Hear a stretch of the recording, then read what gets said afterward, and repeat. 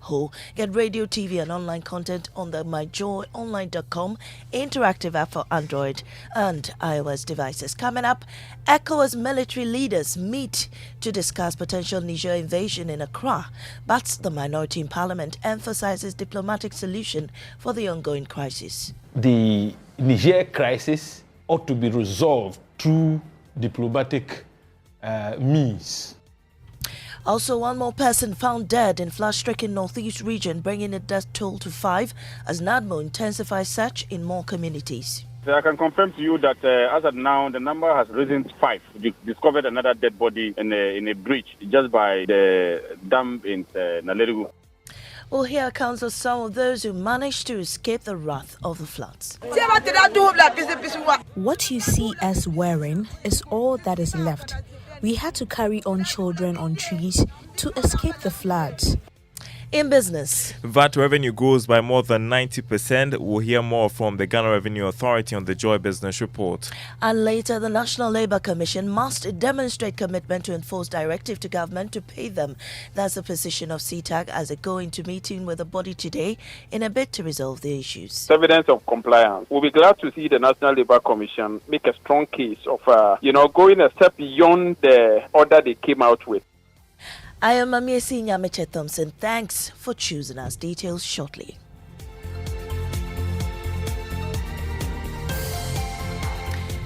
And let's dig in. The ECOWAS Committee of Chiefs of Defense Staff are meeting at Bema Camp this morning to deliberate on possible invasion of Niger. The meeting follows a resolution by the regional bloc to use the standby force to resolve the political impasse.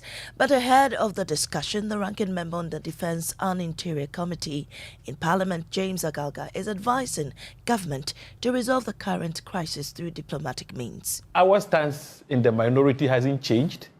We are firmly of the view that the Niger crisis ought to be resolved through diplomatic means. Through diplomatic means, we are convinced in our minds that we haven't exhausted the diplomatic option and therefore should not start a war in Niger.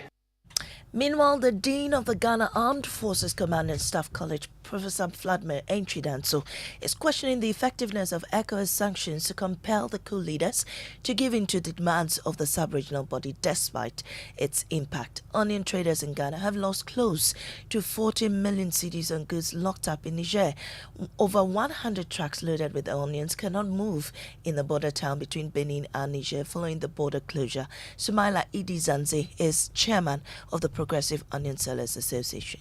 All the cars at Benin border for about 8 or 9 days before they open the border, just some seconds or is it half of a day. So some of the cars came, but none of the cars came to our market simply because our own we didn't get some. Some went to Kumasi, Cotonou, and Techima. Techima. You see, so Accra, none of them came here. We can now hear from Professor Enchidanso, who insists that sanctions aren't effective. The history of sanctions is that it has never been effective. I can't remember any situation where the sanctioned country begins to change, turn around 180 degrees. It's never happened. So we don't expect this to happen. They will live with it. They will be, if the government is resilient, the people understanding the government, they will have to live with it. And the people have no choice because if the government is not going to change, then you got to live with it. And that's what we're going to do. But those of us sanctioning, we will have it also. The onions are going, the prices are going up. Professor Vladimir Enchidanso is Dean of the Ghana Armed Forces Command and Staff College. Now, one more person was found dead in the flood-stricken northeast region, bringing the toll to 5 as NADMO intensifies search in more communities after torrential rains there over the weekend caused massive devastation.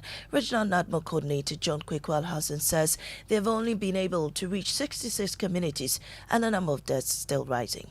I can confirm to you that as of now, the number has risen to 5. About 1 hour or 30 minutes ago, we've discovered another dead body in a bridge just by the dam in Nalerigu. In the East Mampusi municipality, we've done assessment in 32 communities. West Mampusi municipality, we've done assessment in 22 communities. Union and so 9, Bumpurugu na Panduri 3, making a total of 66.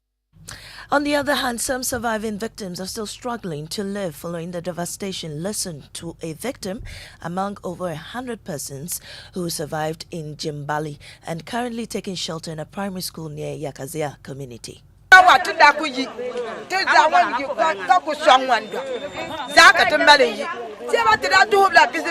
What you see us wearing is all that is left. We had to carry on children on trees to escape the floods. In the Walla Walla Municipal Assembly, drones are being used to deliver essential medical supplies to some of the heavily impacted areas that have also been cut off.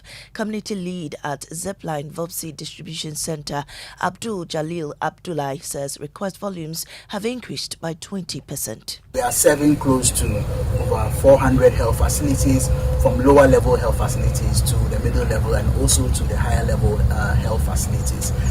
Over the last few weeks, we've seen some floods in the northeast region as well as the upper east regions, and we have seen some 20% growth in the number of deliveries we do on a daily basis.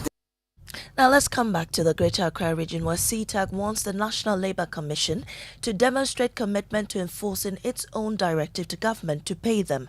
That is their expectation as they go into a crucial meeting today with the body after two failed attempts to get the association to the negotiation table. Speaking to Joy News ahead of the meeting, CTAG President Prince Obinghima says NLC must demonstrate good faith in the matter.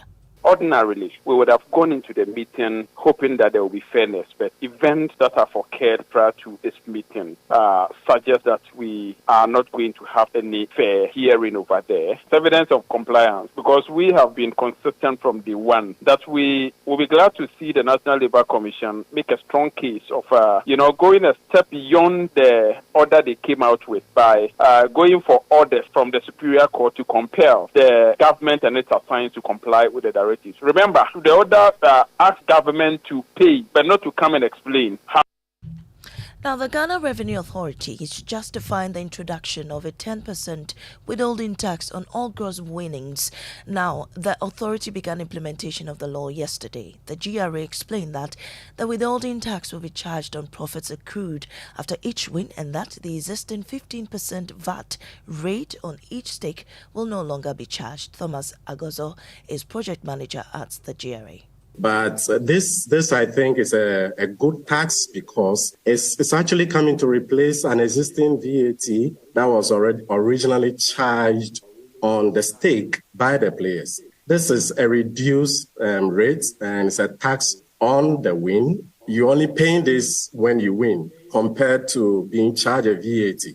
So what I'm saying is that there was a VAT that the government had replaced with the withholding tax because of some practical challenges in the implementation of VAT in the gaming sector. Now it's official. Joy Prime and other multimedia platforms are the media partners for the biggest street carnival in Ghana, the Chale Wote Festival.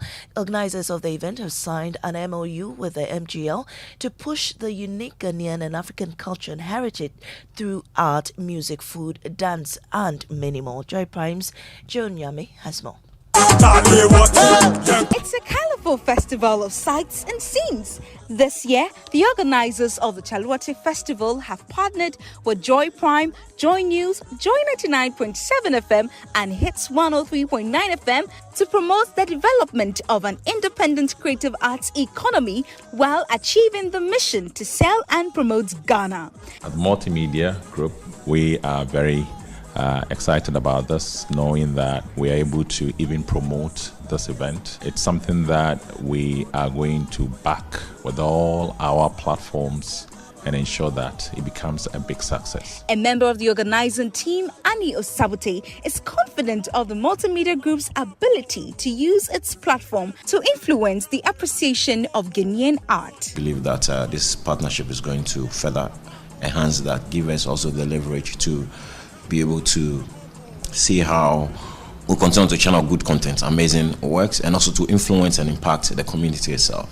Over the years, Jamestown has hosted the festival. Just as its name suggests, Chalewate is flip-flopping to a new location this year. Founder of the festival, Manche Ayikwe, gives details. We have relocated to Osu from the Independence Square all the way into the Osu Township. So we are talking about a Greek Extension building where the High Court complex is, all the way down into the Independence Square, into the Osu Castle, into the Osu community, all the way down to Oxford Street, and all up to the Osu Cemetery traffic lights. And that's it for the bulletin. In our top story, ECOWAS military leaders meet to discuss potential Niger invasion in Accra later this morning, but the minority in parliament is emphasizing diplomatic solution for the ongoing crisis. We'll sure to be keeping an eye on that one. Stay here for details. I am Amiesi Nyamiche Thompson. Business is next on the Super Morning Show.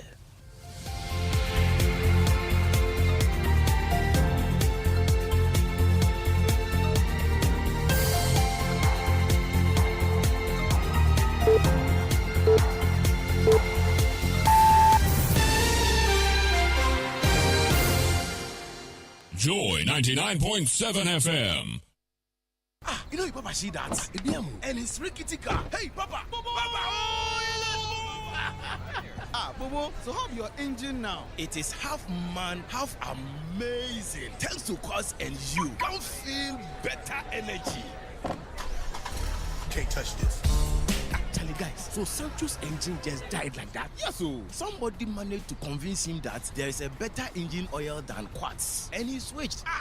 Sancho Panzapa. Now, which engine oil can be better than Quartz? No other, my guy. Quartz with its age-resistant technology, it keeps your engine younger for longer. Now you know. Have you guys seen the new bottle design? It's superb. Quartz 9000 from Total Energies there improves fuel efficiency. Why do you think Mr. Mane and Logoso have taken the Quartz Nation movement World Cup like that? Mr. Mane, sorry. Chairman Mane. Chairman. Quartz. Keep your engine younger for longer. Behind every door lies a world of opportunities. And with Absa's flexible loans, you hold the master key to open all the doors to your dreams. Doors to a new horizon and everything you could ever dream of. At Absa, we help you open the doors to all your dreams. Whether you want to buy a home, a plot of land, or finance your personal projects, our flexible personal loans, mortgage, and credit cards can make it happen. Visit absa.com.gh to discover how to get things done. That's Africanacity. That's Absa. Terms and conditions apply. Your preferred retirement partner, Apex Trustee, offers you an unmatched pension administration service that guarantees a cheerful life of retirement for both formal and informal sector workers. Our Progress Occupational Pension Scheme, the Progress Provident Fund Scheme, and the Progress Personal Pension Scheme will help you achieve financial peace of mind during retirement. Apex Trustee provides employer-sponsored schemes, including staff welfare schemes, seeking to outsource the day-to-day administration of their second-tier occupational pension and third-tier provident fund schemes. Start the quality lifestyle journey you envisage for your retirement now. Call us on 0504 368048 or 0256 793330. Apex Trustee, a joyous retirement begins here. Yeah, Charlie, so many vibes and I want 10 father, my sanaba. My mini papa, and you're not for more fear anymore, more acquaintum. Trebiania, so a maniscaco fear and fancy that near fear for before Javasi no parking. A bear man Sujai Casa. Thanks to Sukasa, how hard to your nature. Sukasa see a damn brony friend affordable luxury homes, or more 2, 3, 4 bedrooms, where you're fully gated or grants and communities, or more malls, clubhouse, and all social amenities, plus 24-hour security. Almost sound with flexible payments, and yeah, I know my dear at Dow Casa. Plus 100% guaranteed cashback. Yes, 100% guaranteed cashback. No quick finances stories. Contact Sukasa right now through phone calls or WhatsApp on 030-296-0865 and 055-369-7886. Charlie social media so more, baby. You can find them on Facebook, Instagram, LinkedIn, and YouTube at Sukasa GH. Email Susie at info@sukasa.com.gh. Sukasa, building on trust.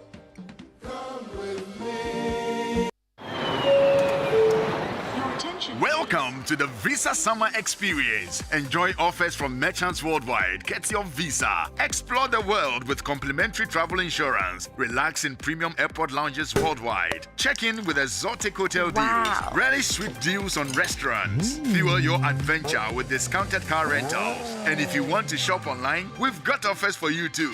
There's so much for every traveler. Visit africa.visa.com today.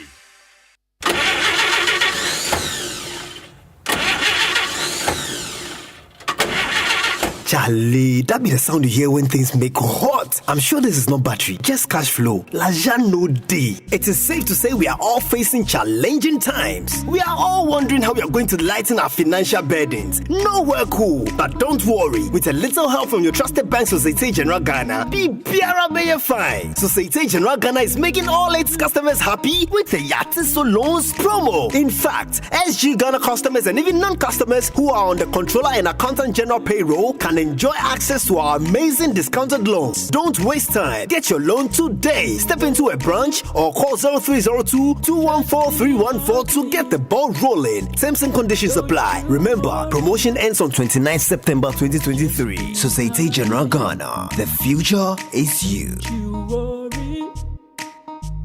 Just be happy. Don't you worry.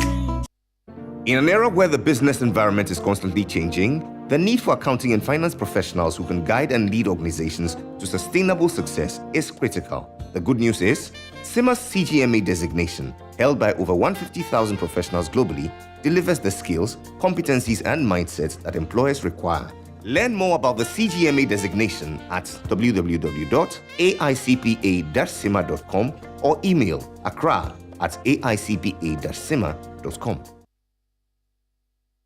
Right, welcome back, and thank you very much for staying with us here on the Super Morning Show on Joy 99.7 FM. And the 6 a.m. news brought to us by Total Energies. Total, we go the extra mile for you. Absa Bank Ghana Limited, helping you find a way to get things done. Coming up is the Joy Business Report brought to us by Glyco Life Travel Insurance. Glyco, we cushion you for life. Akbafu. Hi. Good morning. Good morning. How you doing?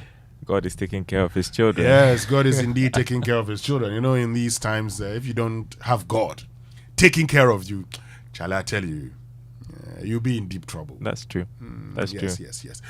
But of course, one of the things I want us to look at this morning is this. Just listen to this. Listen to this. Have you been hardworking? Yes. With Abubo, you are still on the motorway. Can we say he's hardworking? Well, let's answer the questions. Is it hardworking? Chocho is still loading around Accra Mall. Is hardworking. Kole rubbish around Graphic Road. Hardworking. So that's the Greater Accra Regional Minister, Henry Korte, asking the MMDCs, have you been hardworking? Have you been hardworking? With all the things that are happening around us. Now, did you know, for instance, that the District Assembly, according to Act 936, it's supposed to be responsible for the overall development of the district? Oh, yes. You see, when you are in a decentralized system, it is a transfer of power and funds to a sub-national government. Transfer power and funds. And that's what we have done. Now, it says, formulate and execute plans, programs, and strategies for the effective mobilization of the resources necessary for the overall development of the district. They're supposed to be doing that. The assemblies are supposed to ensure that the rubbish we're talking about should not be there in the first place. It is the responsibility of the assembly to clear our streets and our local areas of all the rubbish that we talk about. It says should be responsible for the development, improvement, and management of human settlement and the environment in the district. So why are we not seeing that? Very good. Why are we not seeing that? But the question is, even the people who are managing these assemblies, the MMDCEs, are they aware of their responsibilities? Or are they empowered enough? Well, that's another question. So the roads in our district, which are very bad, today, the buildings that are springing up everywhere, that are disrupting, human settlements. Walk along our streets, very dark. What are the district assemblies doing? It is their responsibility to be in charge of, the total development. The question is, have they delivered? I have an answer. Okay, answer me. I don't think so. Not at all. You don't think they've delivered? I don't think they've delivered. Oh, okay. I saw one here that says, Section 13 of the Act. I'll just do this. It says, a district assembly shall be the authority to carry out and execute within its district the provisions of subsection 2 says to a district assembly shall be the authority to carry out and execute the following provisions of the Criminal Offences Act 1960 at 29 within its district. Section 296 in respect of throwing rubbish in the street. So everything that we have complained about today, we have floods all over the place, and we're complaining. It's the responsibility of the district assembly. But you asked another question. Do they have the free hand to operate? That's the other aspect of the conversation. So exactly. This morning, our focus is on Ghana's decentralization process. That's our focus here on the Super Morning Show. Of course, this year we have district level elections. I know many of you are not interested in that, but we are interested in that because that's one of the most important elections in this country. Time now for the Joy Business Report with Darryl Kwao and the team.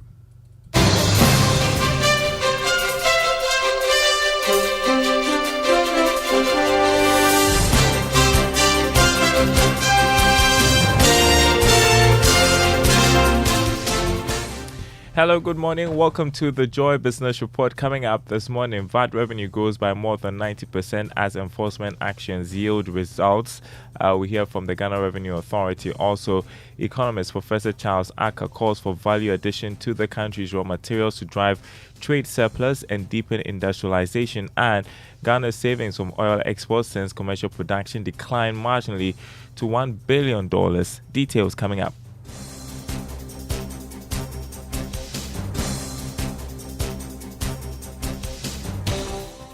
Hello to you if you're listening from Coverdia on KTU Radio. Happy to have you tune in. First up, value-added tax collections have seen a significant growth of more than 90% year-on-year over that of 2022. That's according to data from the Ghana Revenue Authority. Speaking to journalists after an enforcement exercise in Accra, the head of enforcement and Assistant Commissioner Joseph Annan said the growth in VAT revenue is due to some measures by the authority, including its enforcement operations. Here's more in this report. Assistant Commissioner Joseph Annan has confirmed an improvement in VAT collection as a result of the enforcement exercise which began last year. He noted that collection of VAT has increased by 90% year-on-year since 2021. That in attribute to operations which include the electronic VAT system and other tools introduced by the GRA. Last year, May, the collection for VAT was 646 million cedis. This year, May, it has jumped up to 1.2 billion averagely. That is by Bank of Ghana governance report on how well the economy has done. And that is the established collection for VAT, which works up to around 92.4% increase in the growth of VAT. That is if you have to do year on year. Mr. Anand further sounded a note of caution to other businesses in the various regions that Accra is just the starting point and very soon the operation team will be in other regions. We've started, and once we are able to make some good deals in Accra, we will extend to other areas. Eben Sabute's report for Joy Business. Economist Professor Charles Aka has entreated government to ensure the export of the country's raw materials is focused on value addition and industrialization. According to him, value addition is the sustainable route to creating a robust economy whilst boosting trade surplus. Figures from the 2022 Trade Vulnerability Report show that the value of imports exceeded that of exports by $4.5 billion in 2022. Speaking to Joy Business, Professor Aka called for a reset of the economy from the old age style of exporting raw materials and importing finished goods to a manufacturing-oriented, export-led and job-centered economy. Process our gold, we are going to process the cocoa. That creates job for the youth that are unemployed, and that adds value to the cocoa beans, and then you can export and get more export revenue. When you do that, then you always have a trade surplus. That means that you export more than you import. You have a lot of large, maybe say 10 billion. Some countries have about $30 billion of trade surplus. We are now recording about 4.5 billion trade deficit. So that means that we need about 4.5 billion cedis every year to be able to meet up with our import bill. That's not good enough. And then you turn up going back to the IMF to borrow 3 billion. So we need to look at trade and know how to export more so that we can get more export revenue. You heard economist Professor Charles Aka. Ghana's savings from crude oil exports since it started producing oil in commercial quantities have declined marginally. The Ghana Petroleum Fund's report showed that it dropped to $1 billion ending June this year. Here's Georgia Afe with more. In June 2022, the balance in Ghana's accounts in the Federal Reserve Bank in New York, USA, stood at $1.2 billion. However, fast forward to June 2023, and this amount reduced to $1 billion. A careful look at the account shows that an amount of $83 million was withdrawn on this account, ending June this year. However, we don't have fine details of the accounts to establish the exact date the withdrawal was done. Ghana's savings from oil exports and production has been put into the Ghana Stabilization Fund and the Ghana Heritage Fund. The country's laws requires that part of these earnings should be put in the Ghana Stabilization Fund so that government can fall on in times of crisis to finance the budget.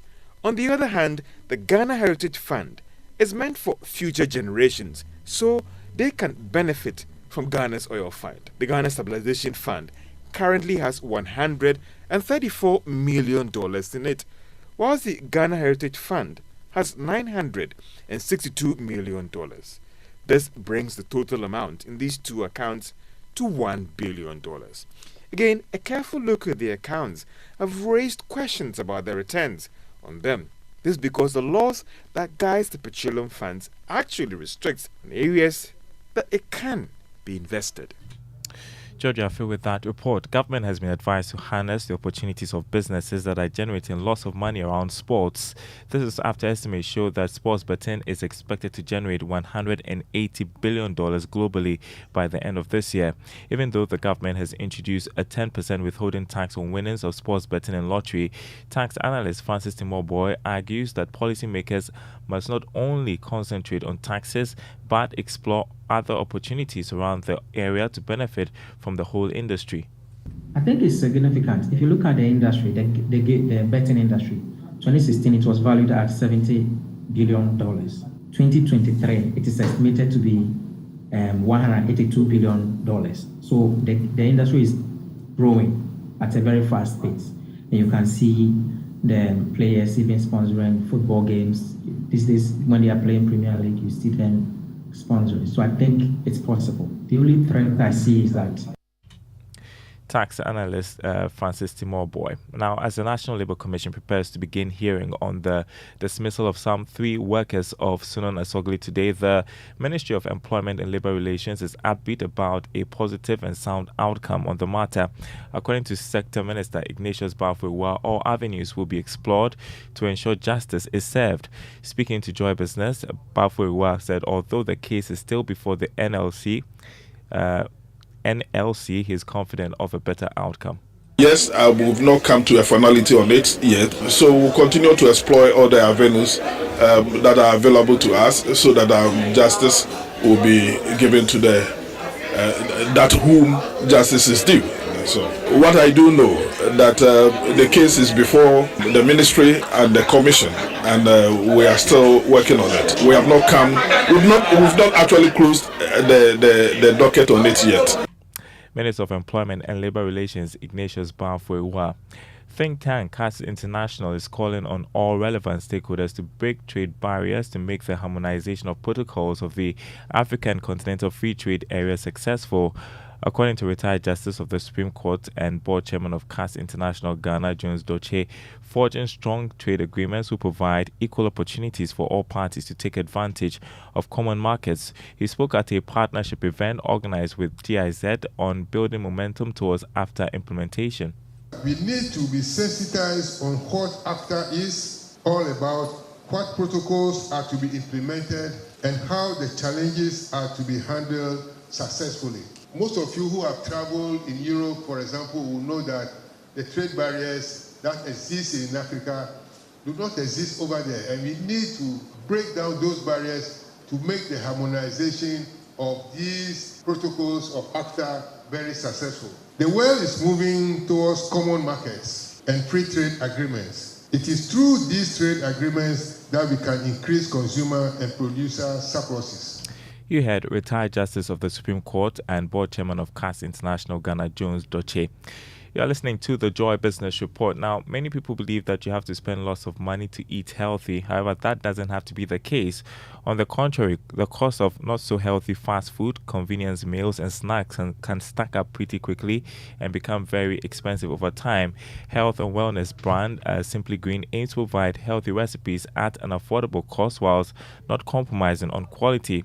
We conclude our story on founder of the startup, Mariama Abubakari, who has been on an amazing journey of recovery from autoimmune disorder by just simply eating healthy. Running a health and wellness brand is very expensive. Products are organic and involves a lot of capital. Mariama is determined to pursue her vision. So with our cooking, we have something for the everyday regular Ghanaian, which is everyday wellness. Somebody who has a busy job, he's on the run, his job is so demanding. So we cook your meal in such a way and serve it in a way that it provides you the energy you need for your daily activities and run. To still keep you nourished whilst you go about your daily busy schedules. And then we have the body care. This nourishes your body, improves your skin, helps your body to build good reserves that helps your body to naturally manage your weight. And then we have the Eat to Heal. So Eat to Heal are our recipes at Simply Green to support people who are living and managing chronic conditions. There is no compromise for good health, and Mariama is daily researching and coming up with recipes to improve the health of her clients. And we make a date 1 p.m. right after the Joy Business Report, 5 p.m. on Business Live on the Joy News channel. Let's take a look at the markets as we conclude this morning. The dollar going for 11 cedis 40 pesos on the forex or retail market. The pound 14 cedis 85 pesos, and the euro 12 cedis 45 pesos on the commodity market. Crude oil dropped to $84 a barrel this morning. Gold went up by more than $2, trading at $1,904 an ounce. Cocoa, however, selling at $3,433 a ton after inching up by $34. More news on our website, myjoyonline.com/business. The Super Morning Show continues, to stay tuned.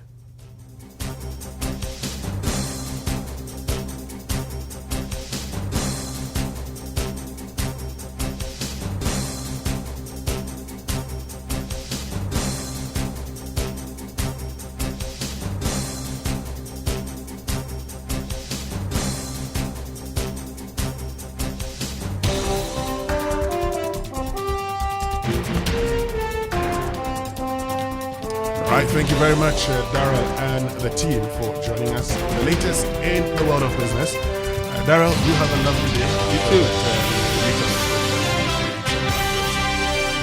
Great idea. It's a great idea. We're a bad boy. We're a bad boy. Oh, we're a bad boy, pal. You want to eat, watch you on a Wednesday morning. Anyway, It's not bad. So, it's not bad. Yeah, it's not bad at all. Sabu says it should be added. He should fund it. Okay. Anyway, talking about funding, let's get into our inspirational song for today. Brought to us by Duraplus Ghana Limited, producers of quality PVC and HDPE pipes and water tank. Where Duraplus goes, water flows. And today's inspirational song is Bring It On, P Square, featuring Dave Scott.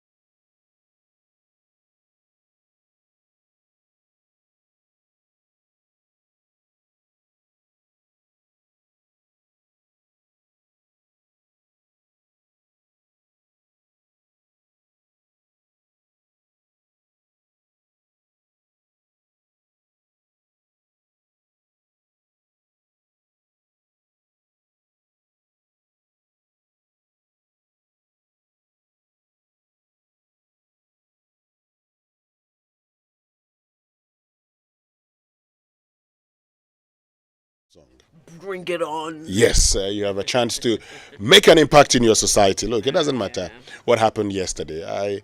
You have another day and another chance. What happened yesterday is only a lesson.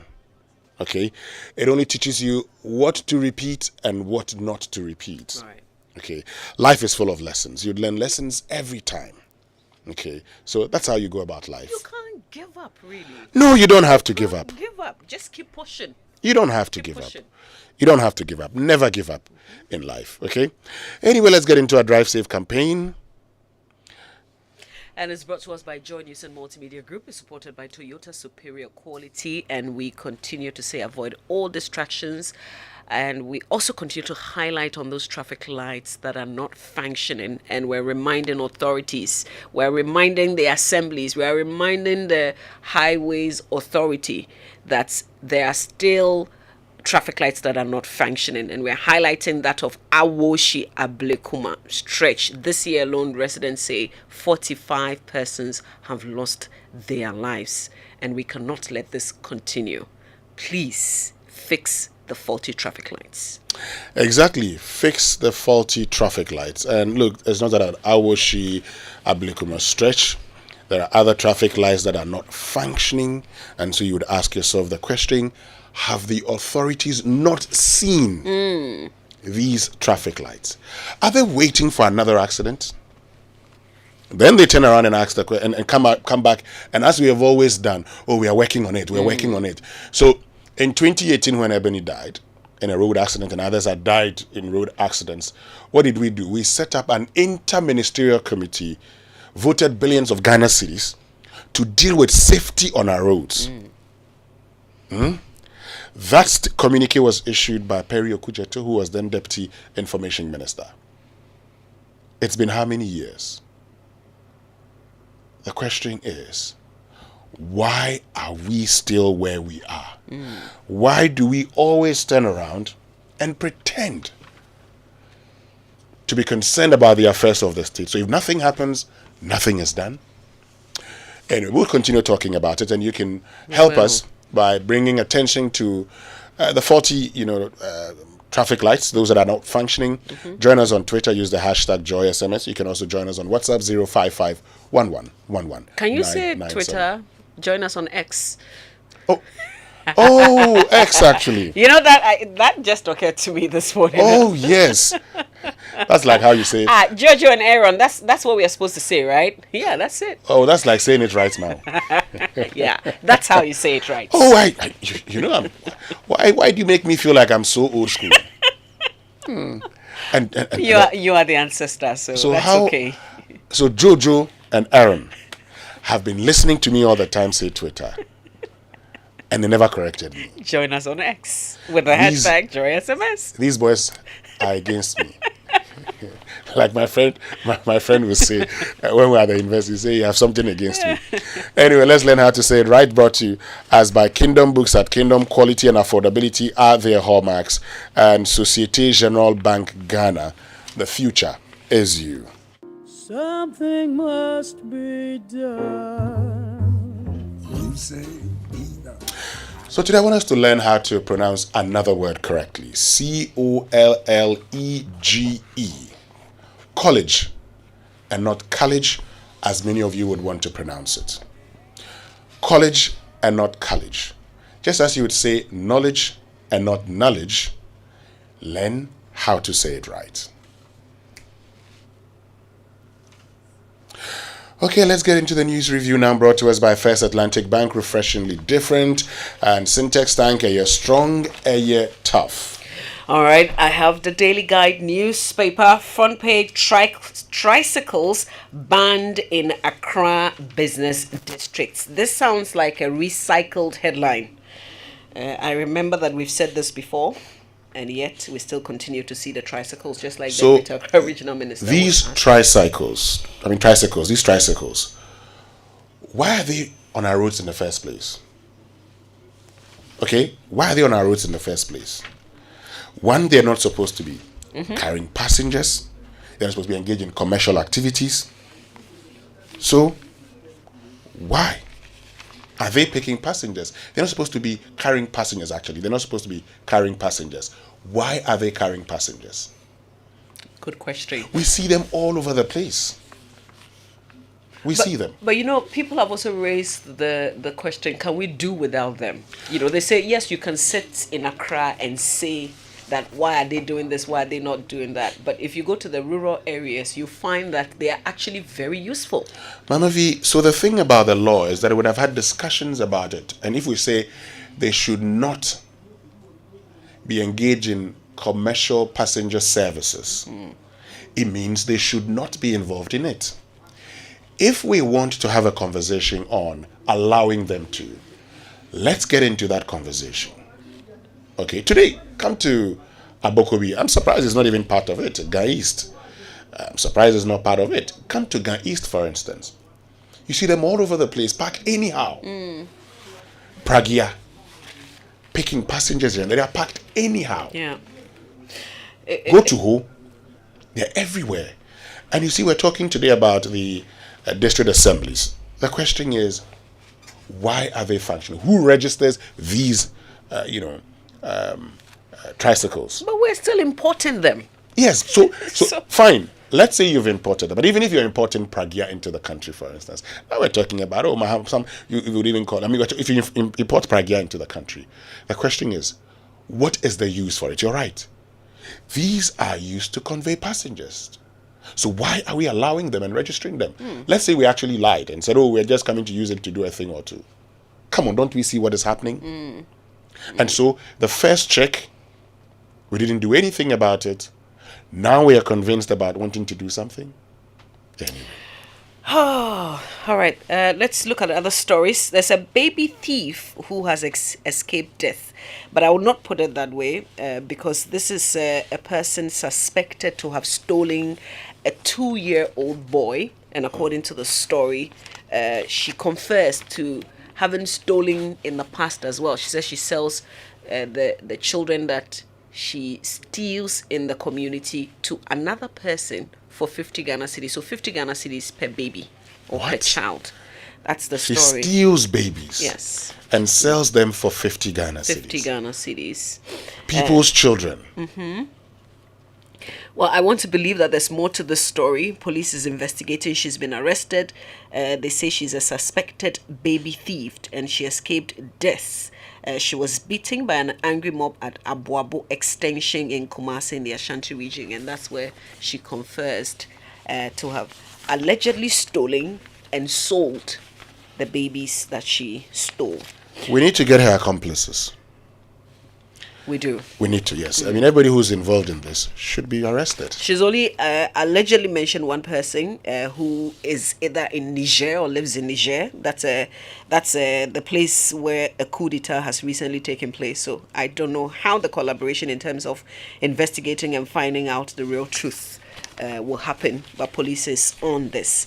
Now, police immigration GRA top corruption reports. This is a 2022 report that's been brought back, of course, highlighting the areas where we understand corruption takes place the most. Yesterday, Martin Kwebu said he disagrees with the, the method used in, finding out those who are corrupt. As in, he feels that the question should have been the presidency and not elected government officials and not the executive.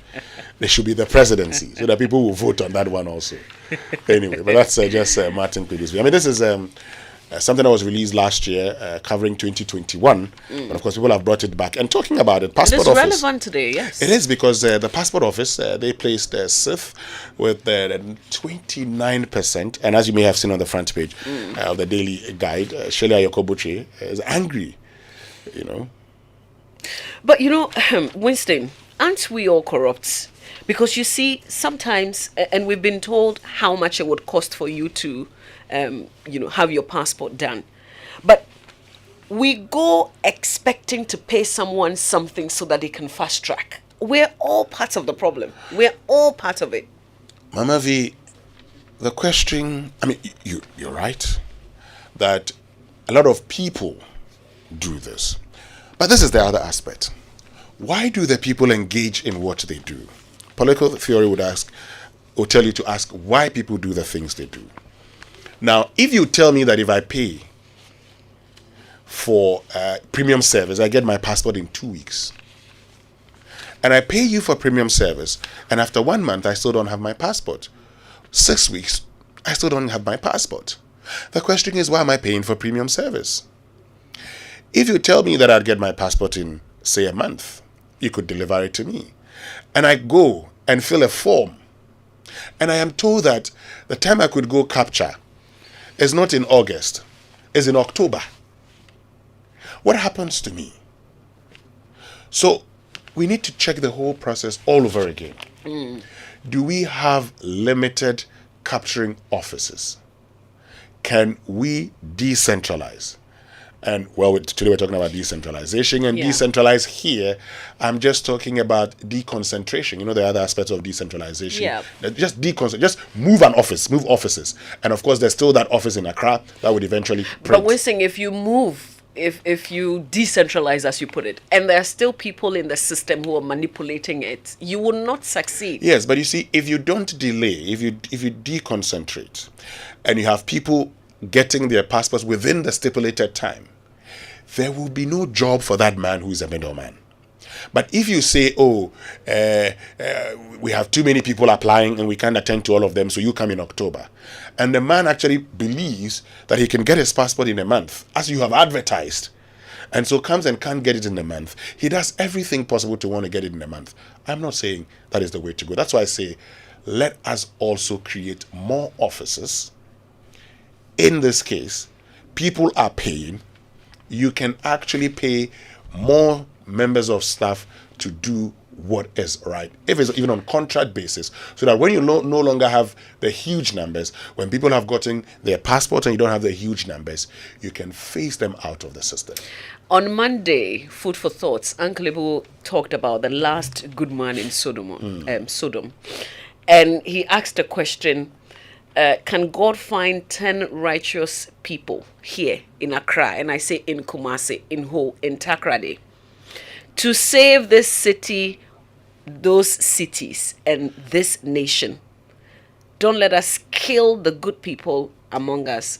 For the day the last good man goes, the city is doomed. There are very few good people, but they see other corrupt persons around them flourish. Let's get to the daily graphic, Mamavi, and revolutionizing education system, ICT key in STEM. That's according to the Ministry of Education. Comes with a photograph of Dr. Yao Osei Duchum, Education Minister. Galamsey devours Asari Krom, community deity not spared. We're told some 560 acres of land destroyed by illegal mining. What is the assembly doing? What is the District Security Council doing? Are they aware of this? How come they sat down and allowed the first person, second, third to get onto the land that today has become a booming business? Lots of questions. The chiefs, recently Otunfo has distooled some chiefs because they've engaged in illegal mining. The question is that all that could happen to them? Like you do the wrong thing and you're distooled and that's it? You're right. If a chief is involved in illegal mining, of course the laws must deal with the chief. Don't send troops to Niger, Presby Church. There's growing public disapproval of Ghana's involvement in contributing troops to the West African Standing Force to fight the military junta in Niger.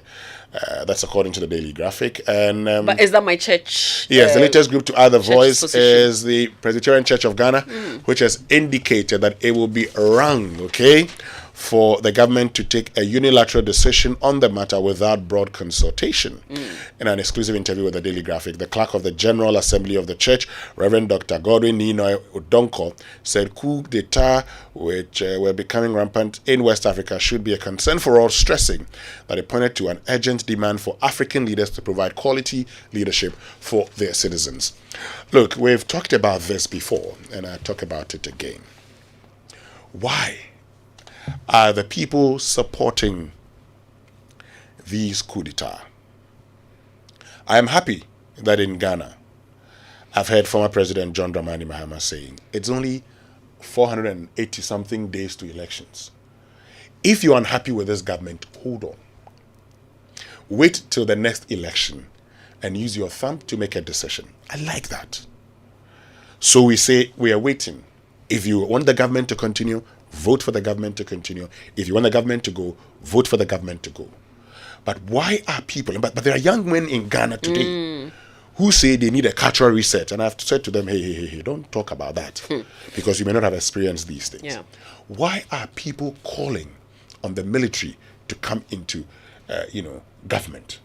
It's because they think that the governments have failed. And they believe the governments have failed because in Africa, our democracy has only become an electoral democracy. Elect the next government, every 4 years go to the polls. And that's the end of it.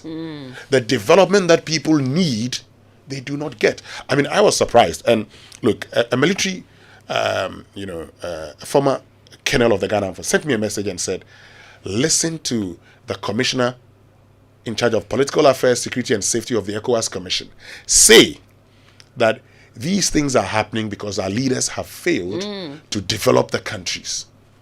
That's ECOWAS Commission's commissioner in charge of political affairs. He's a Ghanaian. I mean, Dr. Abdel Musa. He says they have failed. This is food for thought for our political leaders. Enough of the belief that everything is about elections. Get down and develop the country. Get down and develop the areas. Issue is, what's the solution where leaders have failed? Professor Henrietta Mensah-Musu says those who are asking for coup, those who are asking for the things that they didn't witness, is because they didn't see it. Let's bring back stories from the National Reconciliation Commission, and then people will begin to have a change of mind in terms of military actions. Let's do online. Our online news review is brought to you by Zenith Bank in your best interest and Goyle Good Energy. And experience true convenience with a Zenith Visa or MasterCard today. Conveniently shop online, make payments at retail outlets locally and internationally, and effect transactions on ATMs here in Ghana and abroad, all with your Zenith Visa or MasterCard. Don't just hear about it, experience it too. Get your Zenith Visa card or Zenith Visa or MasterCard today at any Zenith Bank branch and experience the true convenience of card payments. Zenith Bank in your best interest. So let's get to myjoyonline.com. It would have been suicidal to change candidate. That's according to John Dumelo, who's been. Is he still acclaimed. best friends with him? Maybe. It says NDC to vet parliamentary aspirants in 10 outstanding constituencies on Wednesday. That's today. Let's go to citynewsroom.com. Says my mother died over threats on my life. That's according to Kennedy Japan. Anyway, let's get to the BBC News now. Is brought to us by Fidelity Bank. Believe with us and log on voice. Experience seamless business management. For decades, we have helped businesses connect with their trade partners all over the globe. From Ghana to Burkina Faso, Côte d'Ivoire, Benin, Togo, Senegal, China, Morocco, France, Netherlands, and many other countries. We have made it possible to bring Ghana to the world. We have brought small and medium businesses closer to their customers across the regions in Ghana with our SME support facilities. We have brought relief and smiles to the faces of families with our employee personal loans. With our cutting-edge technology and digital support, we take the burden of complex thinking off you, making life simple. That is who we are, as close as a partner. Bank of Africa. We are indeed the African bank with the global reach. Long time, my brother. Hey, Kwame, I didn't even see you. But where are you going to dressed up in this black attire? Yeah, where's your car? Don't tell me you still haven't been able to fix it after the accident. My house got burnt. I lost my job. Long time ago. Oh, so sorry. But wait, don't you have insurance to cover your house? Suddenly my friend B advised me to see some people for some small thing that I can. Small what? Look, times are hard, so you need to sacrifice a little for some unforeseen circumstances like this. Sunu Assurances would have gotten you a new car and sorted you out with your house car. Look, don't take important things for granted. You can be rest assured that your future is assured. Buy insurance now. Just call 0552 571 980 or visit their EasySure platforms to buy insurance through WhatsApp and Telegram by sending hi to the same number. Sunu Assurances, you pick your way, we take the risk.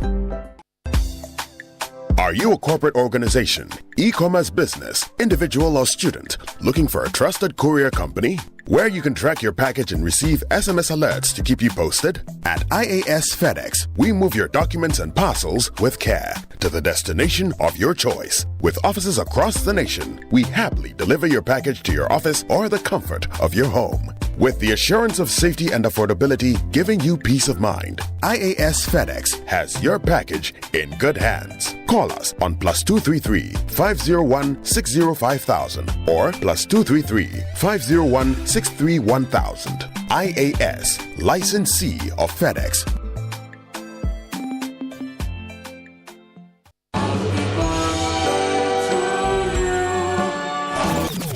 Who wants a song when you can have a sale? Orca is celebrating 20 years of excellence by giving you 50% off 20,000 items. Make your house feel like home with selected furniture, accessories, textiles, decor, appliances, and much more for 50% off. Celebrate this milestone with us. Visit the Orca Superstore on Spintex Road today. It's time to go beyond what your traditional financial apps can do. Introducing Cowrie, the only digital financial app you will ever need. Experience Cowrie, the way to pay, send, Move your money in quick, easy steps at the best rates on the market. Buy, top up your airtime and data twice as fast as you normally do. Pay, step out of the cash queue. Pay for any product or service when you need to. Enjoy it faster. And now, manage. Experience a new way of managing your money. Understand how and when your money moves. You can rely on Cowry every day. Download Cowry from your Google Play Store or App Store. Experience Cowry, the way to pay. World's radio station.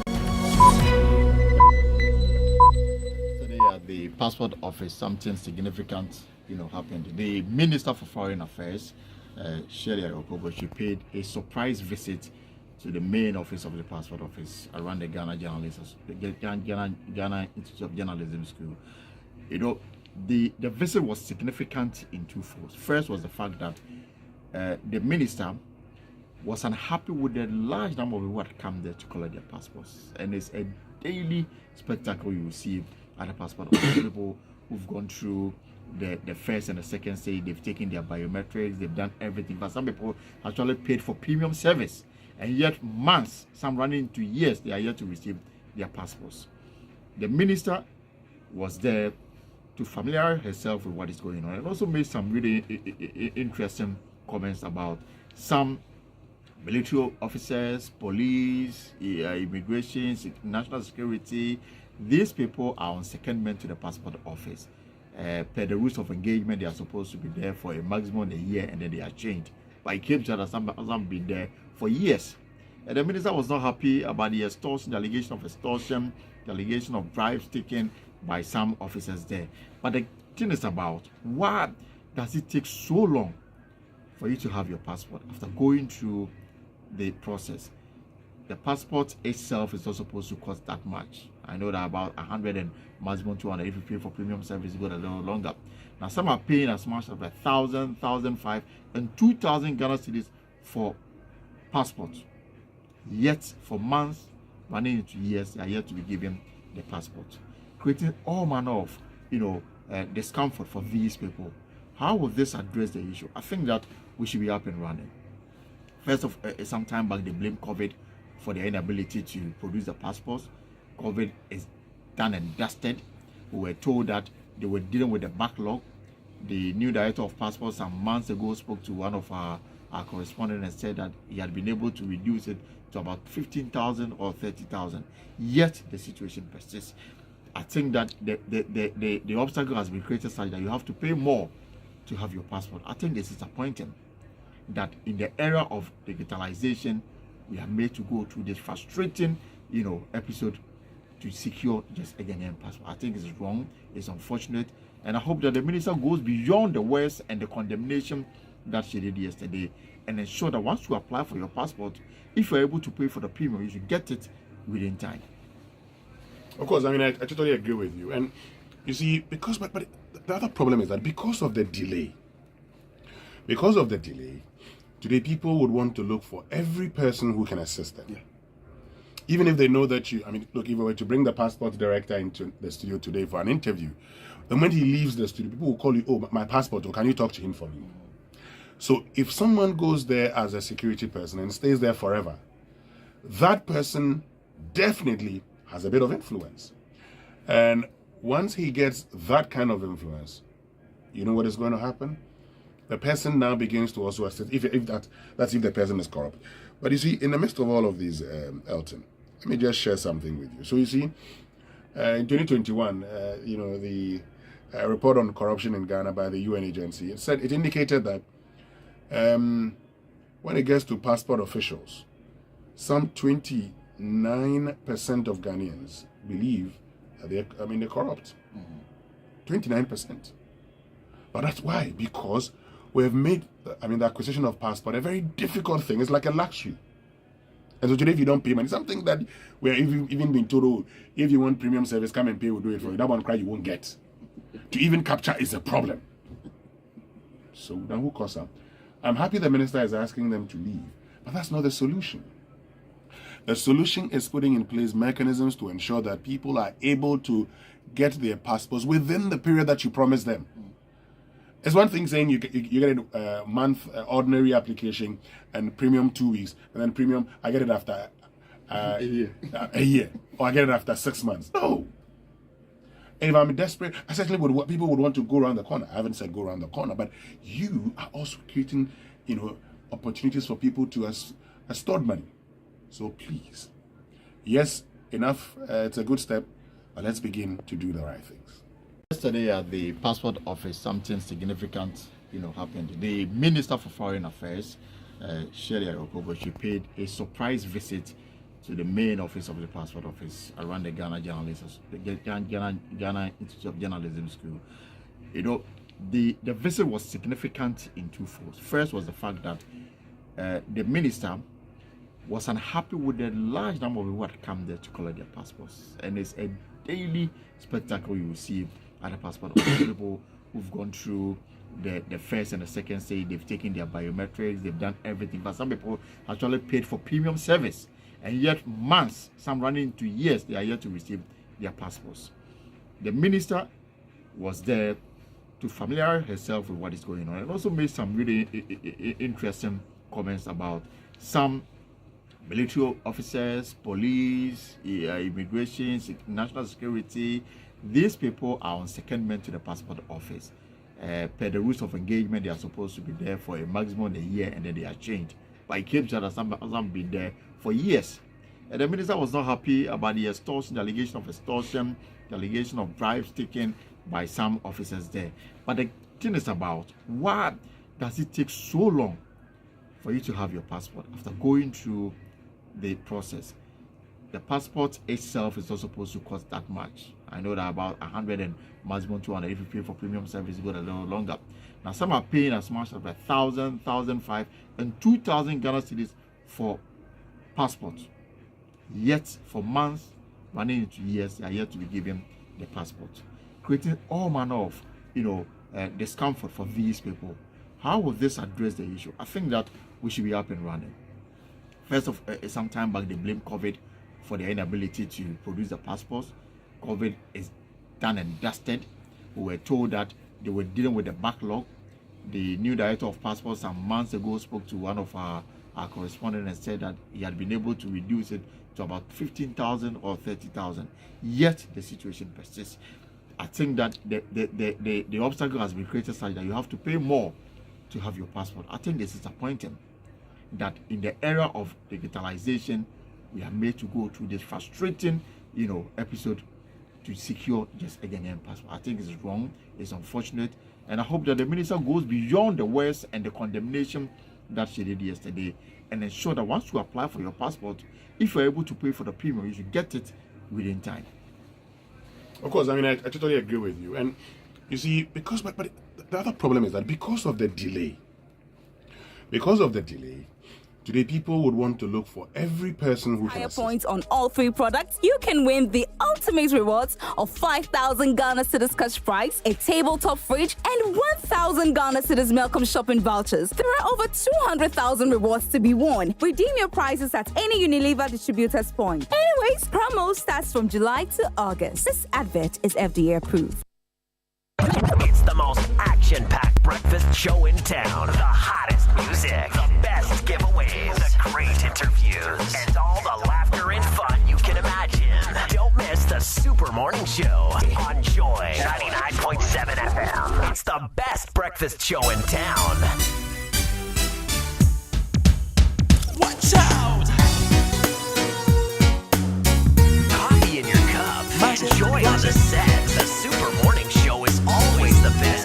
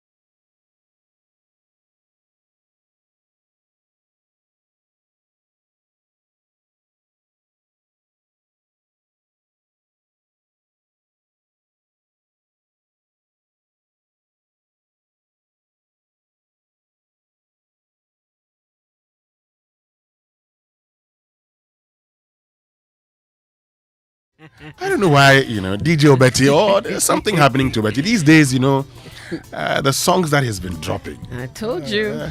Guys, in love. Okay, maybe there's some love in the air. Yeah. But I love this song, Daddy Lumba. Yes. Wusekete.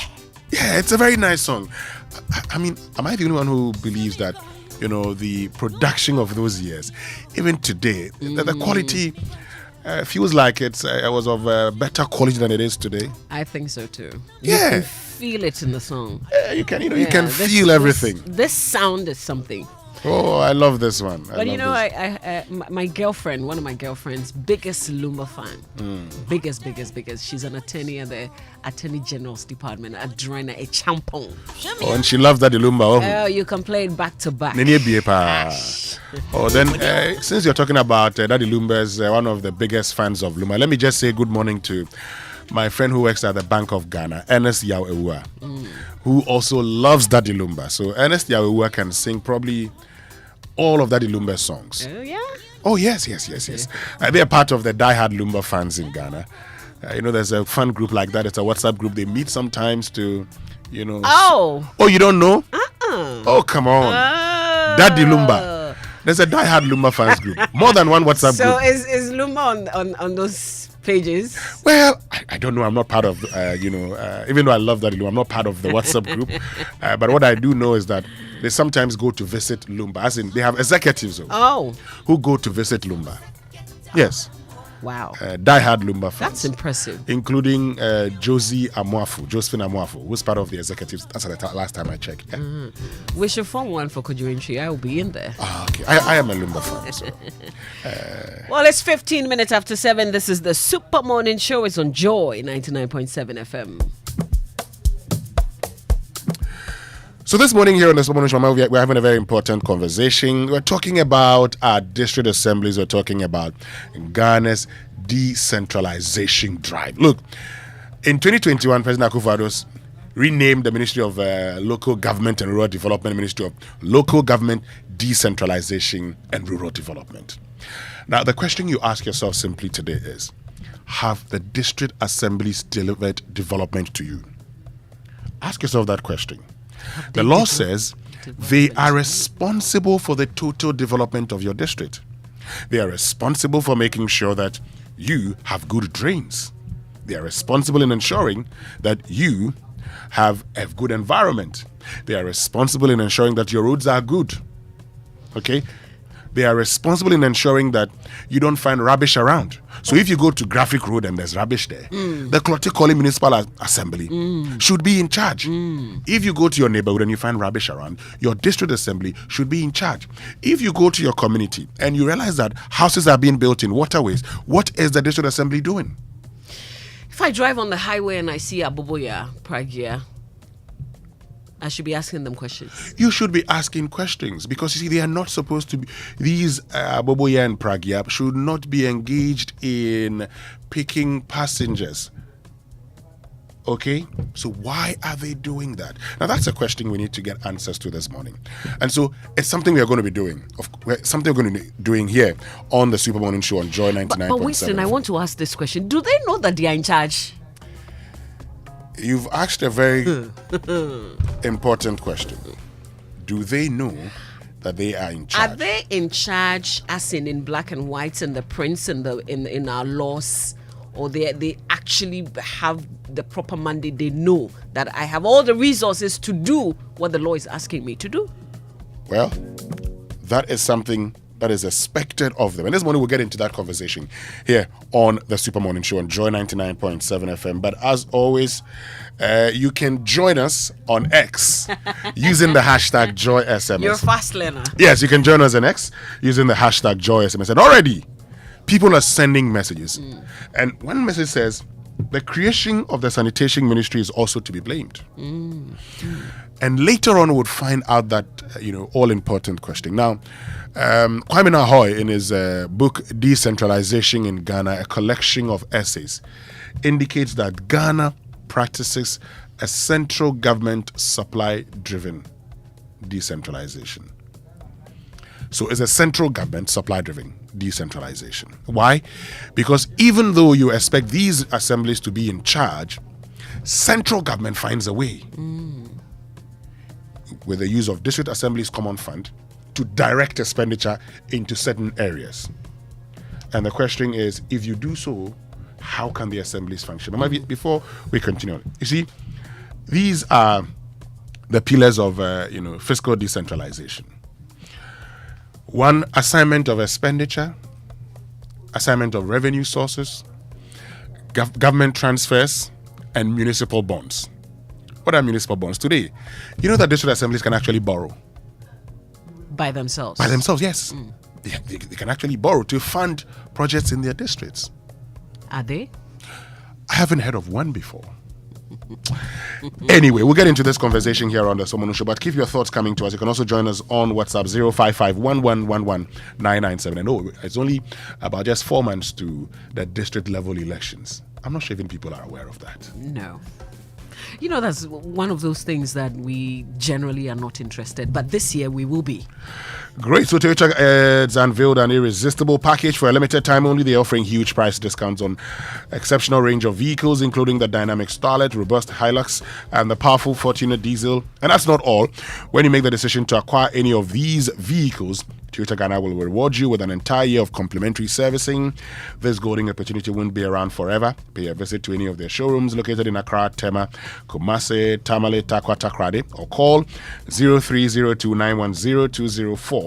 Credit purchase is also available through special arrangement with their finance partners, Toyota, superior quality. And Heritage Christian College, a university set up to provide a missing link in tertiary education, which is affiliated to KNUST, accredited by GTech, is offering some degree programs that you will be interested in. They've got BBA programs with the options accounting, with computing, accounting, marketing, human resource management, and business information technology management. Also, BSc nursing, BSc information technology, BSc information security, and BA theology. They are offering some 12 months specialized master's degree programs in accounting and taxation, accounting and finance, human resource management, and they have professional courses in ICA, CIMG, CI, HRM, ICM, UK, as well as media short courses. Now, what makes them unique is their entrepreneurship training, which comes with financial support. They've got the one student, one laptop with terms and conditions, affordable and flexible fee structure, scholarships available. Entry qualifications are WASI or ABCE or GBCE, also HND or diploma in mature 25 years and above. Please dial star 789 star 300 hash for online serial number and visit hcuc.edu.gh to apply. They are in Amasaman behind the Olympic Stadium. Contact them using these numbers 020-229-8399 or 0547-777-731. Visit their website hcuc.edu.gh. Heritage Christian College, a university training in compassionate entrepreneurial leaders. One of you, my friend Richard Techimensa, who's the NPP's regional secretary in the Central region, says Daddy Lumba is a religion. I am a die-hard Lumba fan. So good morning to you, Richard Techimensa, who's Central Regional Secretary of the NPP. He loves Daddy Lumba. It's a religion, Ampa. Daddy Lumba is a religion. So you know that, look, times we say are hard, but Societe Generale Bank Ghana has got your back. Look, they've actually launched the Yatiso Loans Promo Reloaded. They've extended the date, so all the way to the 29th of September 2023. So if you're looking to pay off those bills without shedding a tear, if you want to sort out the kids' school fees, refurbish your home, or start building that dream castle you've always fantasized about, this is your golden ticket. SG Ghana is actually giving you more time to jump on this epic loan promo.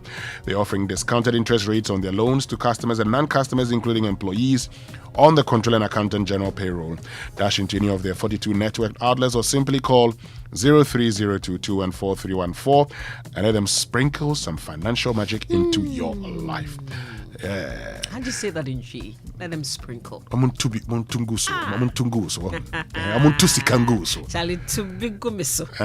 look for some money and spread some cash on you. The Yatiso Loans Promo Reloaded now ends on the 29th of September 2023.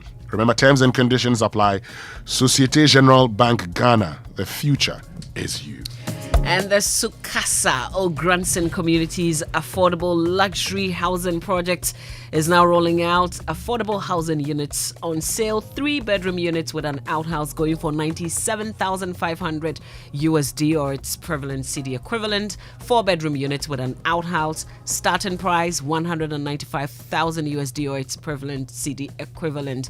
They're offering various convenient payment options as well. The projects are presently at East Legon Hills and Ayimensa. Locate Sukasa O Grandson Communities Office at Lagos Avenue in East Legon. Call them on 030-296-0865. You can also send a WhatsApp to 055-369-7886. You can reach them via email as well, info@sukasa.com.gh, and on all social media handles Sukasa GH. Sukasa, building on trust. So, are you looking for a freight forwarding company to handle both your inbound and outbound shipments? If yes, then look no further, because IEX Fedes offers a wide variety of international freight services, which include air freight, sea freight, be it less container load or full container load, customs clearance and documentation. The international operations link more than 200 countries, supported by extensive domestic networks in all key markets, and offer a range of fast and direct freight services to suit your needs. With dedicated staff who have in-depth knowledge in our local custom clearance processes and procedures, IES or FedEx pre-finances freight pickups to an agreed threshold for our clients. Terms and conditions apply. Please contact us now for free consultation on international freight services and custom clearance processes. Call 0501605,000 or 0501631,000. With IES Ghana, your freight is family secured. Let me tell you about Quartz from Total Energies, a specially formulated engine oil with age resistance technology. Is a breakthrough innovation that ensures optimal performance for your engine and improves protection against mechanical wear by up to 74%, even under extreme temperatures and pressure like ours. Choosing Quartz from Total Energies is choosing the engine oil that keeps your engine running efficiently and effectively. Quartz, keep your engine younger for longer. And Kingdom Books and Stationery Limited, your number one supplier of quality office essentials, equipment, and furniture at affordable prices, has introduced an online store for your shopping convenience. This means you can simply shop by logging on to kingdomstoreonline.com, and they will arrange delivery to your home and office within a reasonable time. They accept payment via Momo across all networks, and they offer free delivery within Accra and Tema. But hey, terms and conditions apply. At Kingdom, quality and affordability are their hallmarks. All right, time for us to go for the Nestle Nutrition Line, which is brought to us by Nestle. Nestle offers good food for a good life. Having your baby try out different tastes and flavors isn't just about giving them a change of taste. This helps to develop their palate and prepares them better for accepting varieties of adult food as they grow. So go ahead and try any of our 6 Cerelac variants, that is wheat, maize, rice, biscuity, fruit pieces, and millet. Remember, each bowl of Cerelac contains goodness that helps your child's normal growth and development. Cerelac, it's all good, Mum. This advert is FDA approved.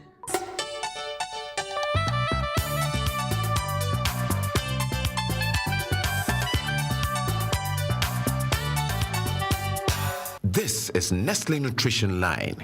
Nestle Nutrition Line is a public service program from Nestle Ghana Limited.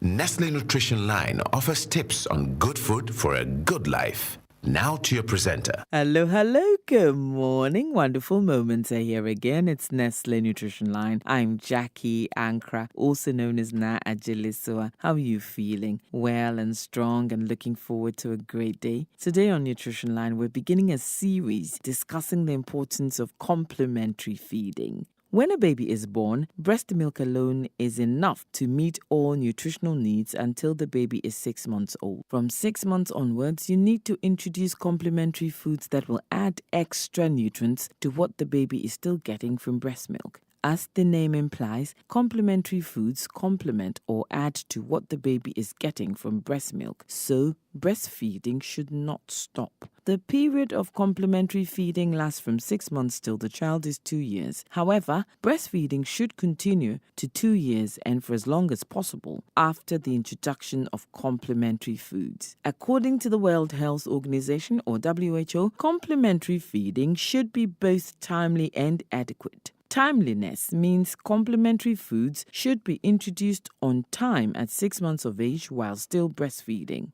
Adequacy of complementary feeding means parents and caregivers should give enough complementary foods with the right consistency to meet the needs of the child. Finally, complementary foods should be prepared safely to prevent food contamination, which can make your baby ill. Time to part, sweet company, but we'll be standing by as always. Remember, we're working together in partnership for a healthier, longer, happier life. So do please call and let's keep the conversations going. 0302 517 020 or 0302 211 880, Monday to Friday, 8 a.m. to 5 p.m. Toll free 0800 12 0001, Monday to Friday, 8 a.m. to midnight. Weekends and holidays, 8 a.m. to 5 p.m. To WhatsApp, SMS or call 8 a.m. to 8 p.m.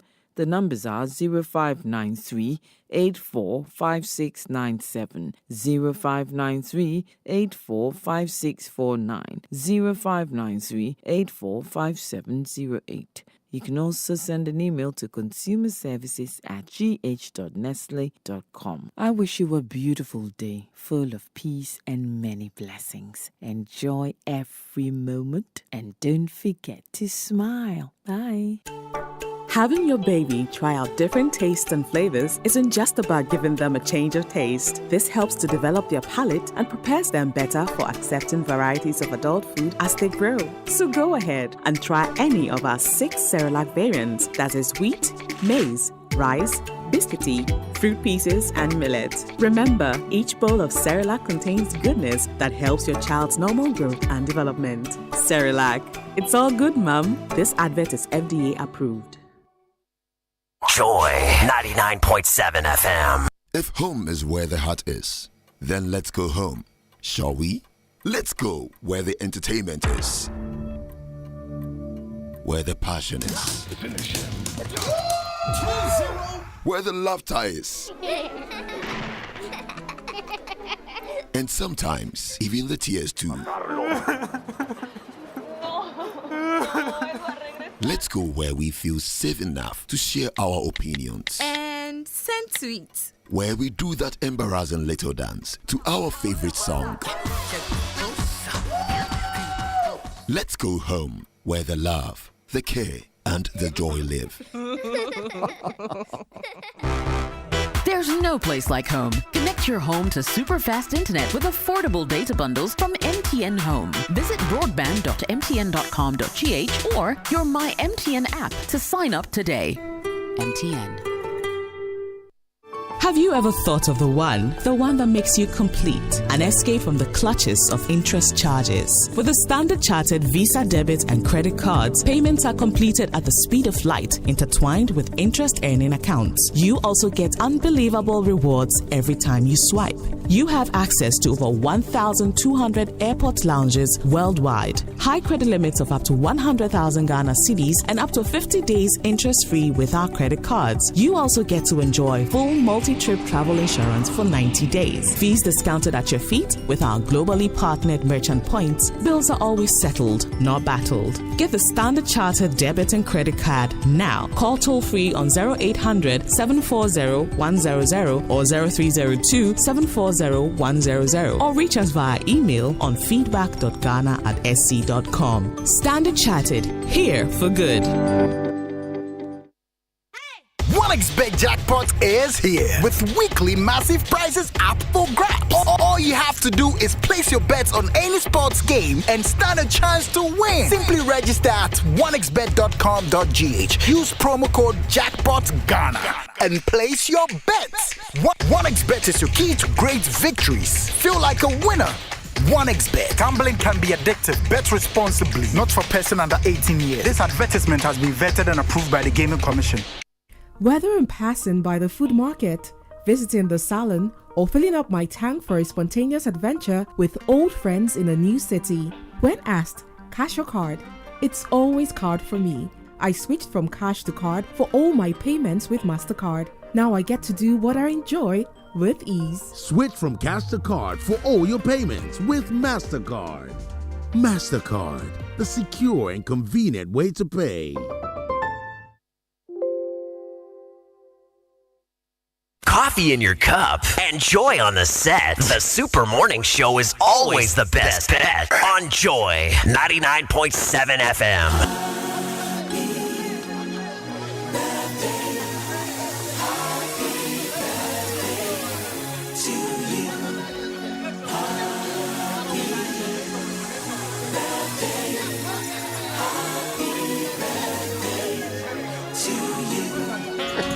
And it's that time of the morning. The birthday messages here on the Super Morning Show brought to you by MTN.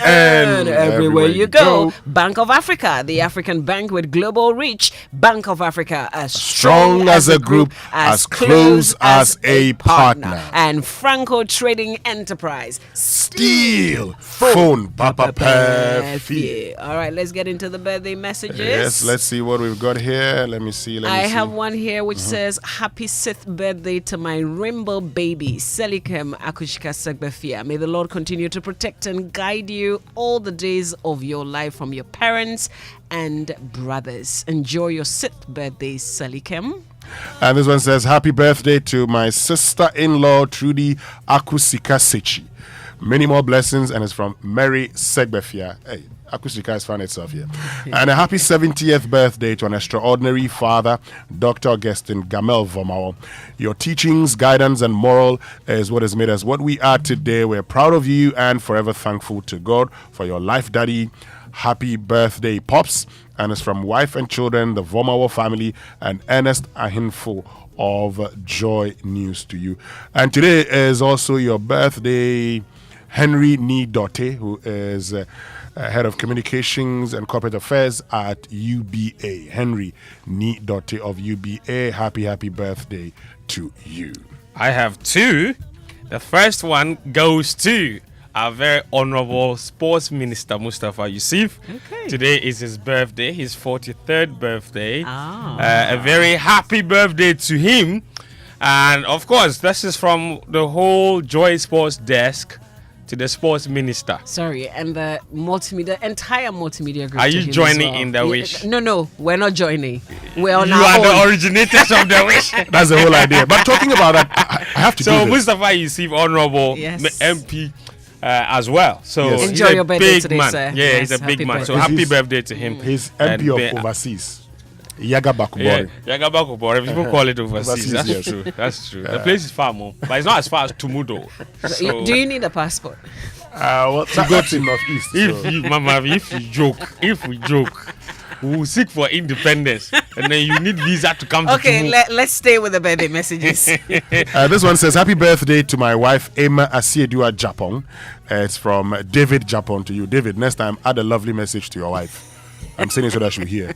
He's my very good friend, David Japon. Well, he's not romantic. Well, he doesn't have vibes. My accountant friend, my friend from the MBA days. I'm sure he's But very romantic. I'm not surprised. He's just like you. Happy birthday. Well, it's a belated one, Dr. Juliana Safo-Apia of Lesiad University of Ghana. It was your birthday today for myself, Daniel, and the boys. We hope that you had a good day yesterday, and it was your birthday yesterday as well, Nestina Sewa Ameniampong of Total Energies in the Presbyterian Church Trinity Congregation. Hope you had a blast yesterday. Monday was the birthday of Honorable Ayukwe Otu. So a belated happy birthday to him. Honorable Ayukwe Otu. This one, if I don't do it, something will happen. So belated happy birthday to you, Honorable Ayukwe Otu. We pray for God's blessings and protection for you and your family. What else do you have, Mama V? I think the Happy triplets. birthday to Makaylee Eiram Bena of Jose Maria School, from your parent to you. They love you very much. Triplets? Yes, thank you. You see, Winston is always setting me up because this is a wonderful birthday message to the triplets, okay? And their names are Peniel, Penieli, and Peniela. Yes. Apiajima. That's all. May the Lord bless your new ages with more wisdom, academic excellence, good health, and guided transition into adulthood with the fear of God. This is from your mom and dad, Kobe and Mamefa Apia Jima. The So happy birthday efforts to the that went triplets. into it. Yeah, the triplets deserve a KR shout. Yeah, so Oh, it's a it's a K. Yeah. And final one is a happy birthday to my very good friend Kwesi Yamua Befi. Kwesi Yamua Befi. Stubborn boy. Kwesi Yamua Befi. Happy birthday to you. You wish Kwesi. Dr. Gamel as well, right? No, I haven't wished him. Oh, Dr. Gamel Vomawa, you did. Oh, Yeah, yes, I did. he I did. You see? He did. Augustine. Yes. Yeah, Vomawa, yeah. Augustine. So there's another person who wants to join in the wish. But it's not another person, a group of people. Okay. And they say, our proprietor and our everything. I wish you nothing but joy and happiness. Have a great day. And that's from the management and staff of Top Accountancy School. All right. Okay. Bianca Ribeiro. Did I miss the birthday yesterday or is today? Belated birthday if I missed it yesterday. Hope you had a blast. All right, let's get into the Sports Center. It's brought to us by MTN. Everywhere you go. Standard Chartered Bank. Here for good. Allianz Life Insurance. We secure your future. 1xBet, Your reliable bookmaker. DSTV. It's your moment. So, my friends, emerging, sitting in the stands at Anfield, cheering on Liverpool FC, and joining several fans jump and scream at Mo Salah's stunning goal. Yes, this dream could come true for you because Standard Chartered wants to take you and your partner to Anfield to watch Liverpool FC play live. Okay, and it's just so simple to be eligible. Listen, there's an equal chance for clients and non-clients. For you haven't been left out at all. For non-clients, download the SC mobile app, open an account, start transacting. But for existing clients, just transact more, participate in this campaign. Remember, the more you transact, the more presents you gain in the basket for that final draw that selects the ultimate winner. This is your chance to experience Anfield with your partner. There are other consolation prizes. Open that account and transact now to watch Liverpool FC play live at Anfield. This promotion is regulated by the NLA and the Caritas Lottery platform. Terms and conditions apply. Standard Chartered. Here for good. You win, stay. If you win, crowd, they shouldn't send you. Oh, why? You support Man U. Oh, it's the going that matters. Maybe I'll go and watch Liverpool Man U. That's all. Listen, it's a new world of doing business and your business shouldn't be left out. It's time to get a Momo for Business today to accept payment from over 15 million Momo customers. All you need is a business registration certificate and your Ghana card. Applying to be MTN Momo merchant has been made simple and fast. You just have to dial *5051# *5051# and follow the prompts or apply online at momomerchantapplication.mtn.com.gh. You'll receive a reference number which you can use to track your application, so don't get caught waiting. Enjoy secure transactions and convenient transactions for your business with MTN Momo today. Note that the application is free. Do not pay any money to anyone for a merchant payment solution. Report any fraudulent charges using the Momo app available on Play Store and App Store. So secure your life and that of your loved ones. Just dial *1890# to join the Allianz Life family and experience true peace of mind. You can buy and pay for your life insurance, pay premiums on an existing account, check your balance, withdraw your insurance savings, initiate claims and receive payments promptly. All this by just dialing *1890#. Follow Allianz Life on Facebook, LinkedIn and Instagram on Allianz Life Ghana. For more information, call Allianz Life Insurance on 0302 267-892 or visit their website allianz-gh.com. Allianz Life, we secure your future. And to win every week, football players need to train for many years. Now, 1xBet players can get on the road to success much faster. Take part in the Jackpot of the Week promo. Go to the promotion page on the site in the bookmaker's application and get a chance to win. No one guarantees that you will quickly become a millionaire. However, success favors only brave ones. Risk and win. Register on 1xBet and get a welcome bonus of up to 2,650 Ghana cedis with promotion code GHJackpot. Let's get into the Sports Center proper with this guy. That's right. Good morning. Good morning, all of you. Welcome aboard to the Joy Sports Center with me, Fentio Tahiru Fentio. Coming up this morning. Carmona, nobody picks her up. Oh, it's in! I don't believe it! Olga Carmona has put Spain back in Wonderland once again. That's right. Spain defied the odds to reach a first ever Women's World Cup final. But also in this bulletin, Bajaron, ley de la ventaja, se viene Leo, aquí está Messi, le pega.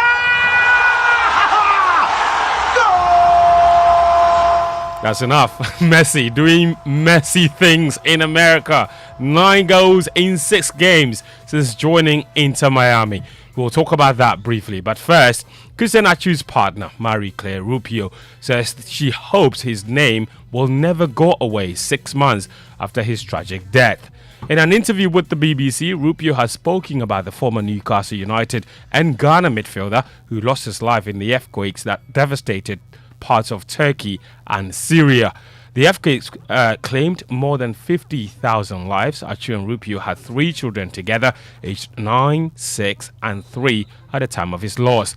She narrates how she broke the news to their children. I think about 3 or 4 o'clock in the night when the agent called me and broke that to me. Sorry if I'm like, sorry. So when he called me, obviously I went outside my room and then he told me, I'm sorry, but it's him. And that time I couldn't really cry because I think I was in shock, because I still was hoping obviously for a good outcome, because they still pulled out a few people alive. And I would have believed and thought that he is a strong man and he would survive this. And then obviously the next morning my children did have football and I didn't want to take that from them. So I went with them to football to have some, some their time. And then after, obviously I had to set them down and had to explain it to them. And it's not easy. Let's say that. I think every parent would say that, to tell a child that their dad is not there anymore. It's not something you want to wish anybody. Absolutely not. That's Christian Achu's partner, Marie-Claire Rupio. Now, Accra House of Hope, the board chairman is Togbe Afede the 14th. He's lauded the club's progress in developing their own infrastructure in the wake of the near completion of the Pobiman complex. Aspects of the club's training complex have been completed and currently in use as they prepare for the start of the Ghana Premier League season. Tugbe Afede says building their own 25,000 capacity stadium will be next on the agenda once Pobiman is completed.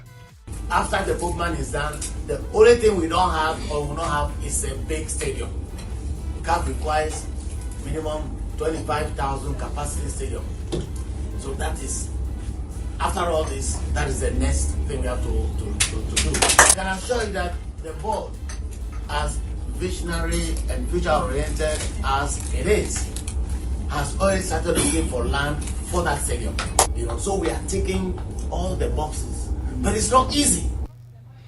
Not easy, indeed. That's Togbe Afede, the 14th, House of Folks Board Chairman. Sports Minister Mustafa Yusuf is a very happy man. Today he celebrates his birthday, and he's celebrating more than just his birthday. Last Saturday, the GFA, together with FIFA and the GES, launched the Football for Schools project. 30,000 footballs will be distributed across the country, and the sports minister believes this will go a long way to developing the sport at the grassroots level. I said that the most important item or equipment when it comes to the game called football is the football itself. How accessible the football is to the young ones is something that I was so passionate about. So I even launched a 1 million football initiative where I called on corporate Ghana and also individuals to support by donating footballs so that the children can have access to football. Then lo and behold, FIFA also launched the Football for Schools program. And so far FIFA has given Ghana 33,000 football. I have no doubt at all that it's going to help in the development of football in our various schools. That's the sports minister. Of course, those balls will be distributed over the next few years, of course, and the GFA presidential aspirant George Afriye might be the one in charge of the FA when those footballs are being distributed. He's the only one who's filed nomination to contest incumbent President Keto Kreku with the elections scheduled for September 27. But George Afriye is crying over the legitimacy of the 50,000 Ghana cedi filing fee. He says only mismanagement led to the need for the over 900% increment. The FA president and the executive council has asked us to pay 50,000. If my brother Keto Kreku wants to contest for FIFA position, the president of CAF position, the executive council, ask him whether he's going to pay money. Because in FIFA and CAF, there is money for governance.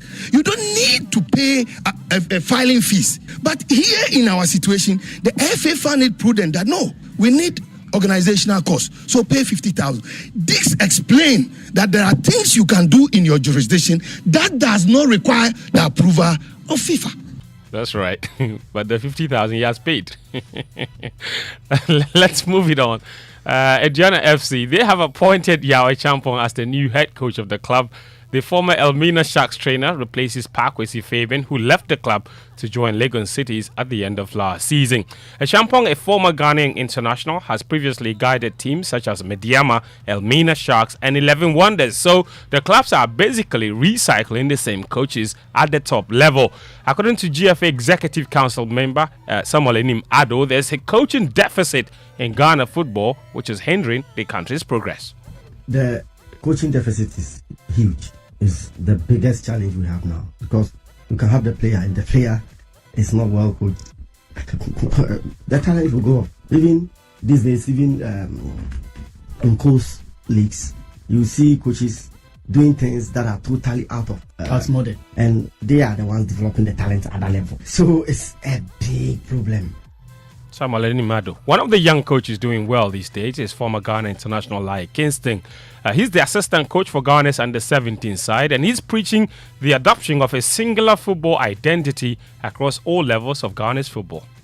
For me, I think we need one language that all the national teams have to follow. I know a lot of people have said it over and over again, and recently I was so happy to hear from the FA them producing the DNA for the country football. So for me, I think that is going to be the key element for everyone, all the national teams. One thing the FA should do is, apart from you putting up the DNA, the FA should run a clinic for all the national coaches to take them through the type of football that they want every coach to follow, so that they will understand. That's Lai Kingston. To Australia now. That's where Spain beat Sweden in a thrilling finish to reach their first Women's World Cup final. Captain Olga Carmona scored an 89th-minute winner to spark wild scenes of jubilation among their supporters at Eden Park in Auckland. Sari Gutierrez is a Spanish football journalist. Before the World Cup, everything was like, so strange. The team was completely new. I mean, it wasn't the team that we saw in the Euro Cup. So for us, being here, being in a final, being at the end of that World Cup, I think that it's amazing. I mean, I didn't thought that, because there were like so many good teams in the World Cup, and when Sweden scored the 1-1, I thought that it will happen the same as with Netherlands. So Spain will face England or Australia in the final in Sydney on Sunday. Those two take on each other in the second semi-final at 10 a.m. this morning. Both will be making history. Neither have ever been to the World Cup final, and but Australia coach is Tony Gustafsson. He says his team is on a mission and they're not done yet. I've said it from day one. We actually don't look at it as pressure.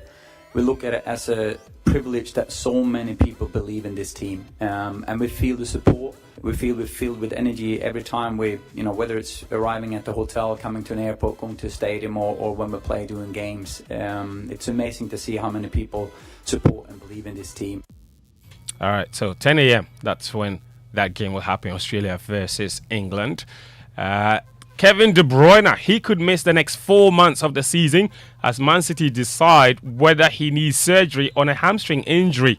That's according to his manager, Pep Guardiola. The 32-year-old limped off after 23 minutes in City's opening win against Burnley at Turf Moor on Friday. Meanwhile, City have the chance to win another trophy this evening when they face Sevilla in the UEFA Super Cup in Athens. Kickoff is at 7, and Rodri, their midfielder, says Man City have the hunger to win every trophy again this season. This year we can break some records. For us, it's not that important, but it's in our head. Winning 4 Premier Leagues in a row, or maybe winning 5 of the 6 titles in a season will be massive. So for us, every as I tell your partner, is every final is important, every title is important. On tomorrow, that we have another chance to put City on the Europe map again. All right, that's Rodri there. Let's wrap up with transfer news. Arsenal have signed Spanish goalkeeper David Raya on a season-long loan from Brentford with the option to make the move permanent. Chelsea, they've agreed a fee of £53 million plus £5 million in add-ons for Southampton midfielder Romeo Lavia. The 19-year-old is yet to have a medical before the move to Stamford Bridge. The Blues have also activated the release clause of Michael Olise from Crystal Palace, and he will go for £35 million. Meanwhile, Harry Maguire says he's not going to West Ham United and instead is committed to staying at Manchester United, even though West Ham had a deal for £30 million agreed on the 9th of August. He says he's not going anywhere. And finally, Mama V will love this. Messi shrugged off an injury scare to score his 9th goal in 6 games as Inter Miami beat Philadelphia Union to reach the League's Cup final. The Argentine World Cup winner scored Miami's 2nd goal in a 4-1 victory a day after rolling his ankle in training. And get this, before Messi's arrival, 5 wins in 22 games for Inter Miami. After Messi's arrival, 6 wins out of 6 for Inter Miami, and he scored 9 goals in the process. Do you need a definition for the real goat again? The goatess of the goats. That's right. Lionel Messi. Bringing an end to sports here in the Joy Sports Center. My name is Fentu Tahir Fentu. Do log on to myjoyonline.com. You find a lot more sports news right there. It's 54 minutes after 7. This is the Super Morning Show. And our social media messages on the show brought to us by EcoBank, the Pan-African Bank, Ghana AIDS Commission. Test to know your HIV status and take steps to protect your health. EcoBank Mobile, they make me say, EcoBank Mobile, they make me crazy. Download it and use it. It gon' make your life so easy, yeah. Oh, yeah. Download it. You go enjoy them. In my rhyming chain. Rhyming chain. In my rhyming chain. Come make a download them for you. Cause you can pay bills. You can buy credit. You can pay school fees. Even chest tights with the Apple. EcoBank Apple.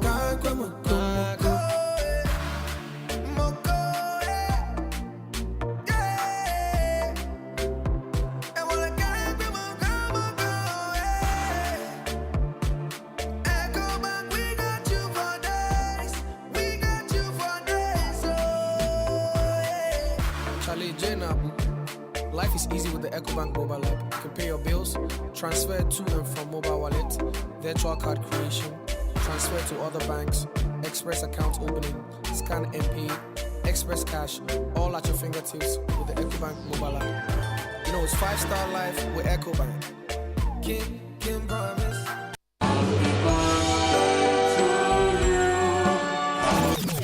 Who wants a song when you can have a sale? Orca is celebrating 20 years of excellence by giving you 50% off 20,000 items. Make your house feel like home with selected furniture, accessories, textiles, decor, appliances, and much more for 50% off. Celebrate this milestone with us. Visit the Orca Superstore on Spintex Road today. Welcome to the Visa Summer Experience. Enjoy offers from merchants worldwide. Get your visa. Explore the world with complimentary travel insurance. Relax in premium airport lounges worldwide. Check in with exotic hotel deals. Relish sweet deals on restaurants. Fuel your adventure with discounted car rentals. And if you want to shop online, we've got offers for you too. There's so much for every traveler. Visit africa.visa.com today. Joy 99.7 FM.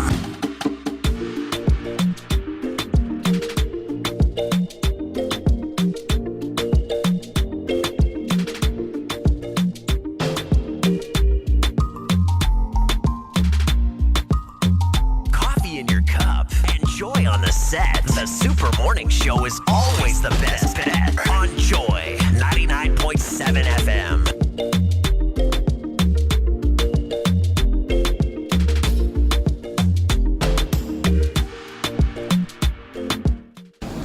Have you been hardworking?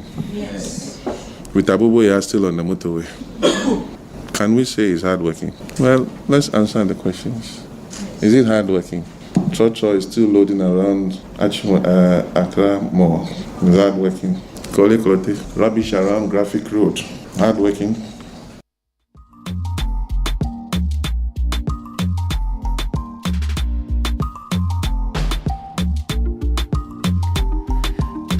We're visiting the issue of our district assemblies and we're looking at their functions again. We're asking whether or not they're delivering on their mandate. You heard that the Greater Accra Regional Minister being like the class teacher now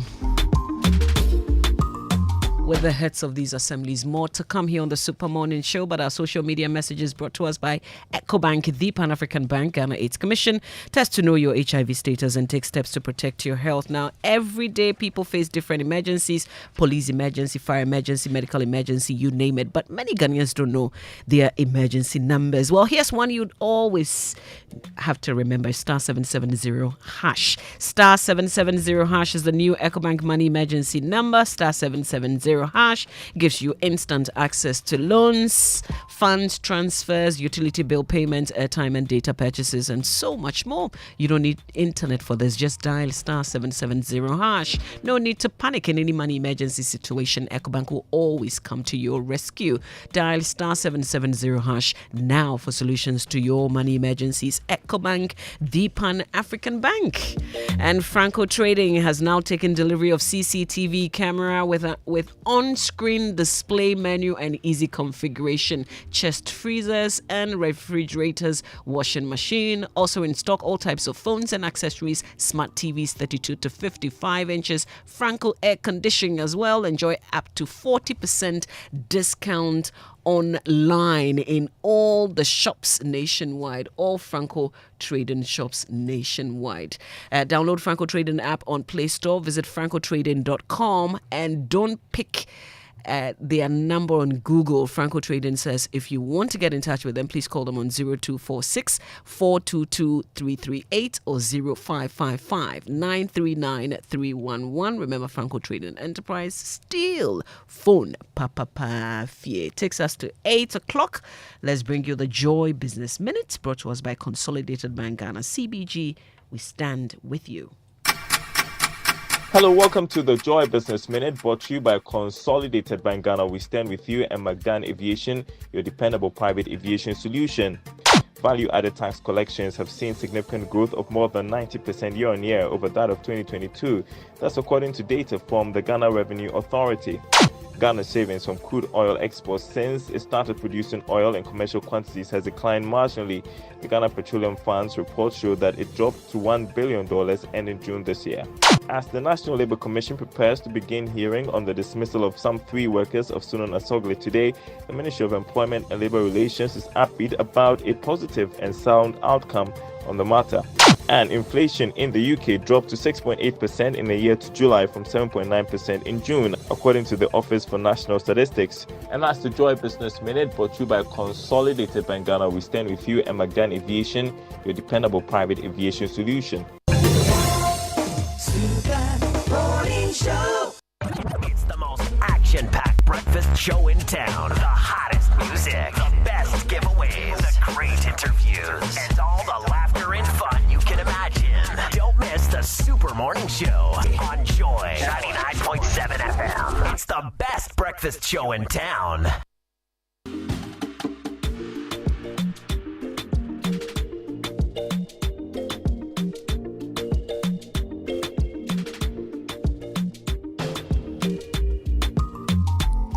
And you heard there Daryl with the Joy Business Minute. We're grateful to Consolidated Bank for bringing us the Joy Business Minute at 8 o'clock every weekday here on the Super Morning Show.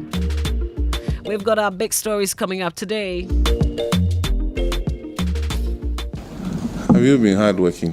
Yes. With Abuboya still on the motorway, can we say he's hardworking? Well, let's answer the questions. Is it hardworking? Chocho is still loading around Accra Mall. Is hardworking? Kole Klote, rubbish around Graphic Road. Hardworking? If you're driving on the motorway this morning, probably have seen one of the Abubuyas or Pragia. Driving on the highway somewhere, seen an Abubuya.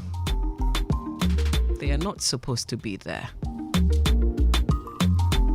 We're looking at the functions of our district assemblies again today. If you look at the Local Governance Act 2016, Act 936, 12 says, and this is section 12, it says, it talks about the functions of the district assembly, and it says a district assembly shall exercise political and administrative authority in the districts, promote local economic development and provide guidance, give direction to and supervise other administrative authorities in the district as may be prescribed by law. As we well know, they have lots of powers when it comes to the law, no issues at all. But are the district assemblies, have they been able to deliver on their mandates? Have they been able to deliver on their mandates? Why is the regional minister now having to supervise them? You know, like school kids, if you like. Calling them out. But we want to check ourselves as Ghanaians, wherever you may find yourself right now, where you live.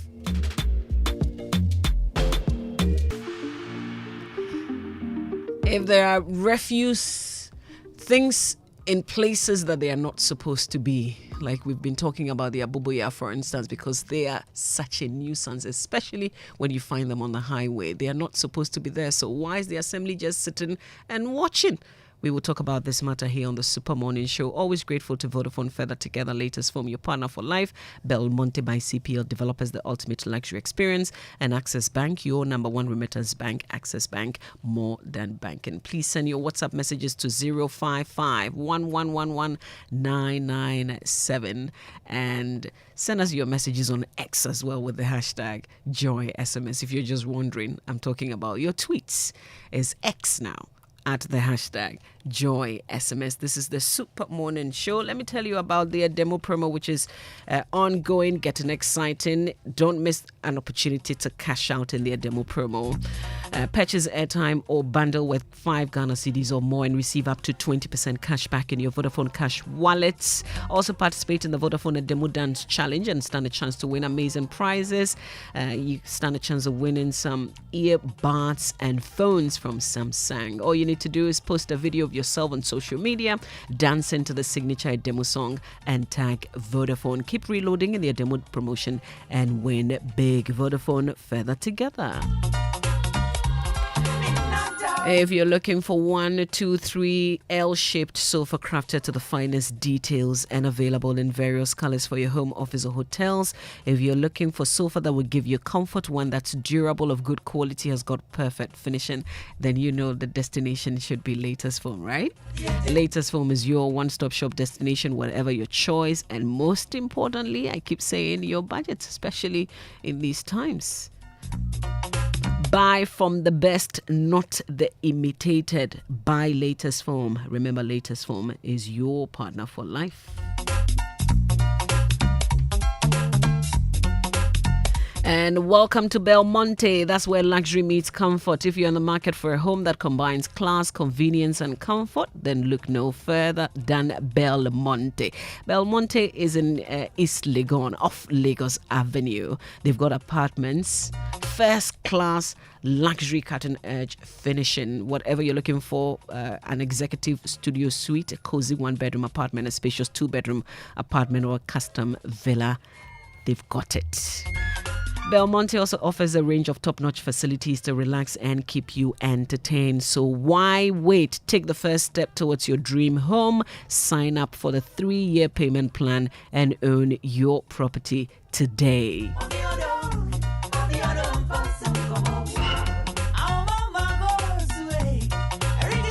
All right, contact Belmonte by CPL on 0204 343 011 or 0204 343 015. That's 0204 343 011 or 0204 343 015. Belmonte is developed by CPL.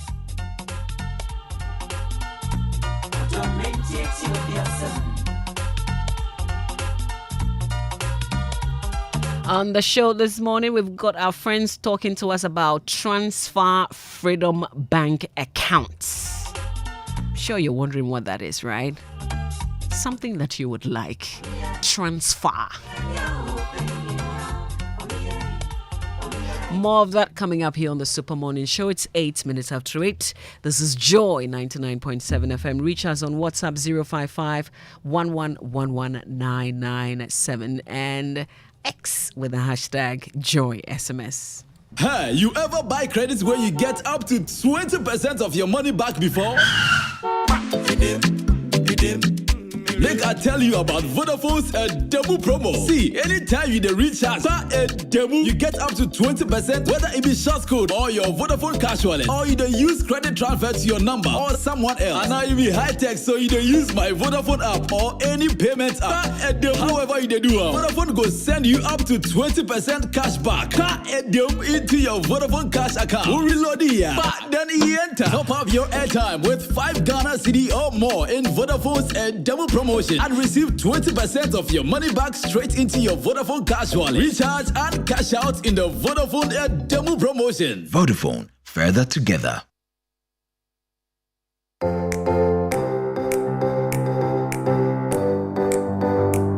Comfort, durability, finishing, quality.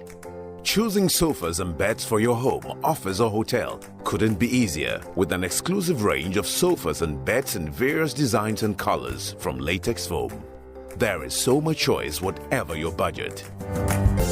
Latex foam, your partner for life. Wouldn't you prefer an apartment hotel?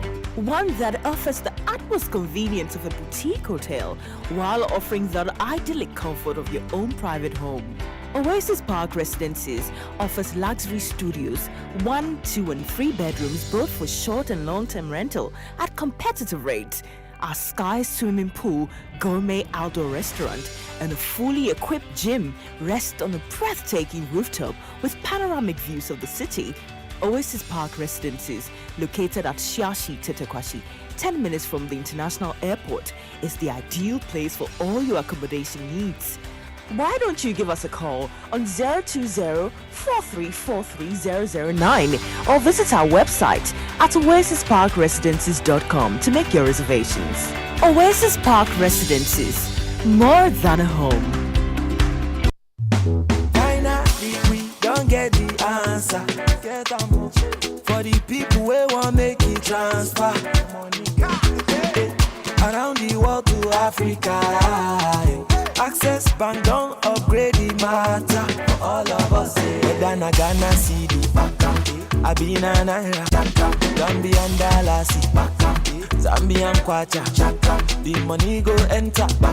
You go get them for your own currency. Yeah. Access Africa, very fast and efficient. Access Africa, Africa is next door. Access Africa, very fast and efficient. Access Africa, Africa is next door. Or walk into any Access Bank branch to send or receive an instant money transfer today.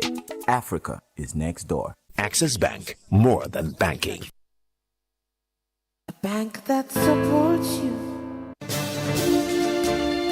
Nyamidia Apartments, the first master plan community in Ghana, is offering a 20% discount on all units. 2 and 3 bedroom apartments ready to move in today. Strategically located a short drive from the Temamoto Way roundabout towards Community 25. Call us now and the first 10 will get an additional 5% discount. Use the promo code Nyamidia23. Terms and conditions apply. Contact number 0551 435 555. Nyamidia Apartments. Affordable luxury homes for everyone. A bank that supports you. A bank that cares for you. Hand in hand, we stand with you.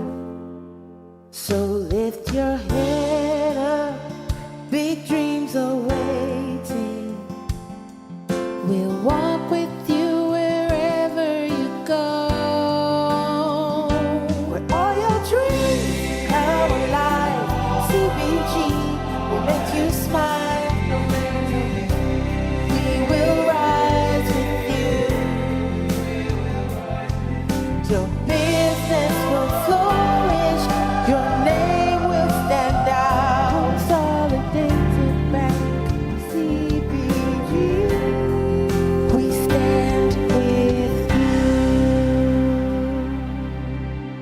playing the music you love. The Super Morning Show.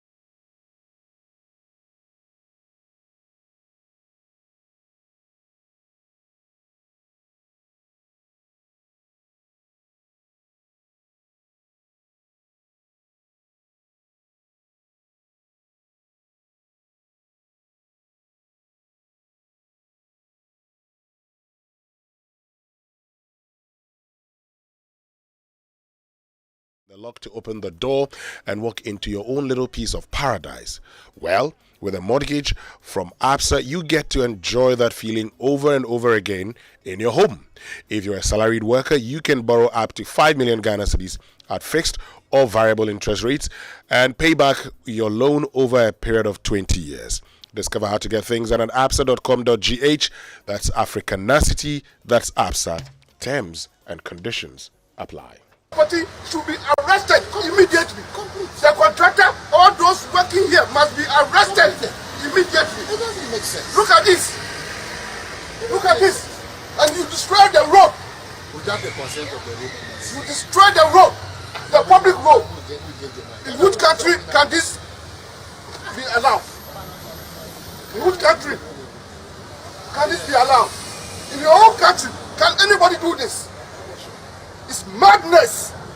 It's madness. The owner of this property is not bigger than this country. The owner of this property is not bigger than this country. Even the president of the republic, with all the executive powers in his hands, can't do this and won't do this. What kind of indiscipline is this?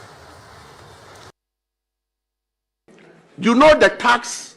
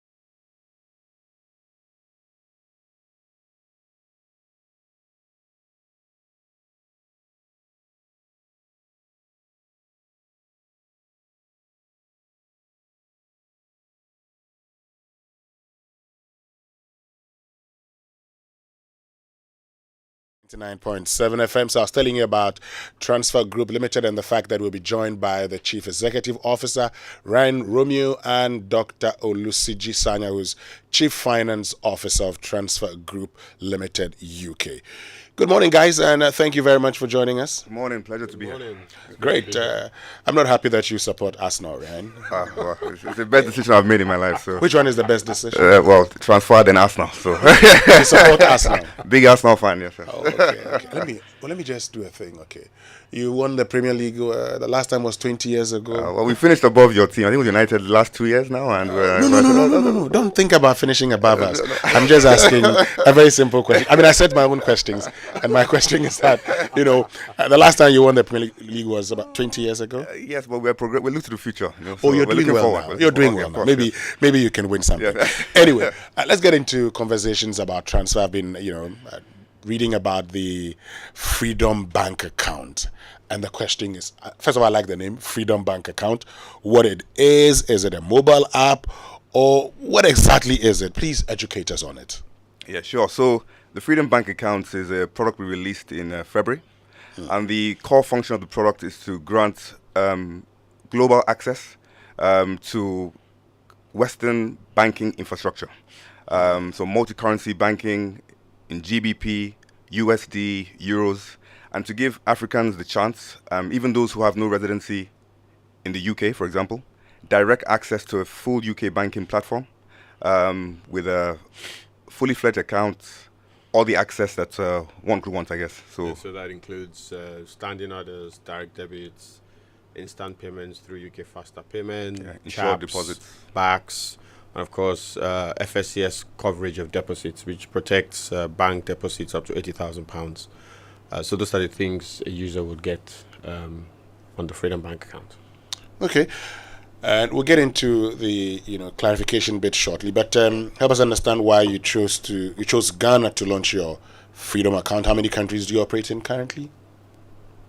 So we currently operate in about 96 countries. As far as Africa is concerned, we deliver payments into Ghana, Kenya, Nigeria. Okay. But for this product specifically, which is the banking product, we chose Ghana to launch it due to the stability the country offers. It's a beacon of stability in Africa. It's a country that is looked at quite fondly, and the appreciation shown globally for Ghana is one that is highly reckoned with. So we thought it only made sense that this product is launched here, and we're very happy with the welcome it's received so far. Great. So let me understand something. To what extent is your product accessible to customers? As in, is it easily accessible? Absolutely. I mean, first of all, the product is available on 3 platforms, so you can use it on our Android app, our iOS app, i.e. Apple, and you can use it on our website as well. So, of course, the user has multi-optionality of platforms to use it, to use the product. Okay. So now let's get to the most important question for me now. Demonstrate to us how the product works. So that's a good question. So I guess the first part of how the product, so a new user comes on, we run them through electronic KYC and anti-money laundering checks to make sure that, of course, they're suitable to use the product. So that includes biometric checks, liveness checks, where they basically upload their photo, government ID, which are checked. Once we're happy with the user, they come on board and straight away they're able to start banking on the platform. They get a bank account, they get an IBAN number, which is an international bank account number, and straight away they're able to start setting up direct debit, standing orders in the UK, instant payments in the UK. They can pay in, they can wire funds from abroad into it, and they can also make international payments from within their accounts to other places. I think in addition to that, they also get access to a virtual card, so they'll be able to make online payments internationally. There are also many use cases, those who are looking to be educated abroad, travel abroad as well often. As soon as they land, they have direct access to a fully fledged account and able to get on with business as soon as possible. Okay, so you're talking about virtual card, you're talking about account, you can do all of these things online. So eventually you're having an account that you can operate online and engage in all the transactions you want, because today the world is very digital. A lot of things are being done online. Absolutely. So the idea is you can bank from anywhere in the world, and it doesn't matter where you live or where you're from. The concept of freedom is that you have the full freedom and liberation to use it, whether you're from anywhere or whether you're physically anywhere. While we talk about a digital world and doing things virtually, also the fear for many is the safety and reliability of their account, and by extension their money. The question is, how safe is the Freedom Bank account? That's a very good question, and that's expected. So as I mentioned earlier, so first of all, just to be clear, the jurisdiction of this bank account is the United Kingdom, and that means the regulatory protection that the users enjoy is with the Financial Conduct Authority and the Bank of England. And I mentioned earlier that the deposits are protected under the Financial Services Compensation Scheme, the FSCS, which protects retail deposits up to £80,000. So in terms of protection of, the question around how safe is my money, that addresses that. The Bank of England will make sure that deposits are protected up to £80,000. Now, in terms of platform safety and security, especially with digital platforms, again, we operate to a very high standard of security. In terms of platforms, we have 24-hour teams that look after the security of the platform.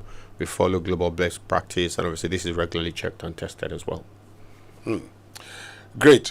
So why the name Freedom Bank account? I'm just curious, before we get into the launch and everything. Why did you choose Freedom Bank account? Yeah, I think as Olu mentioned earlier, it's the sort of main focus is to liberalize access to financial infrastructure. Currently, there's a huge population that is underserved, especially in Africa, when it comes to access to the international financial system. And so what we're just doing, as the name says, is providing freedom and easy access to people globally to access these services on the tip of their finger, via their phones, online, various apps and platforms. I mean, the philosophy is that, the access to banking that I have should not be restricted by my citizenship or my location. That's the principle, that's the spirit behind it, and that's it. You should be able to operate a bank account everywhere in the world. Yeah. Yeah, for me, it's a fundamental right. Great. So tell us about the launch tomorrow. Tell us everything about the launch tomorrow, where it's happening, what time, and the expectations. Yeah. So the launch will be taking place at the British High Commission. Will be from 11 to 2. There will be a lot of well-respected companies, partners, individuals. We have a special guest who will be attending, which is Deputy Minister of Trade.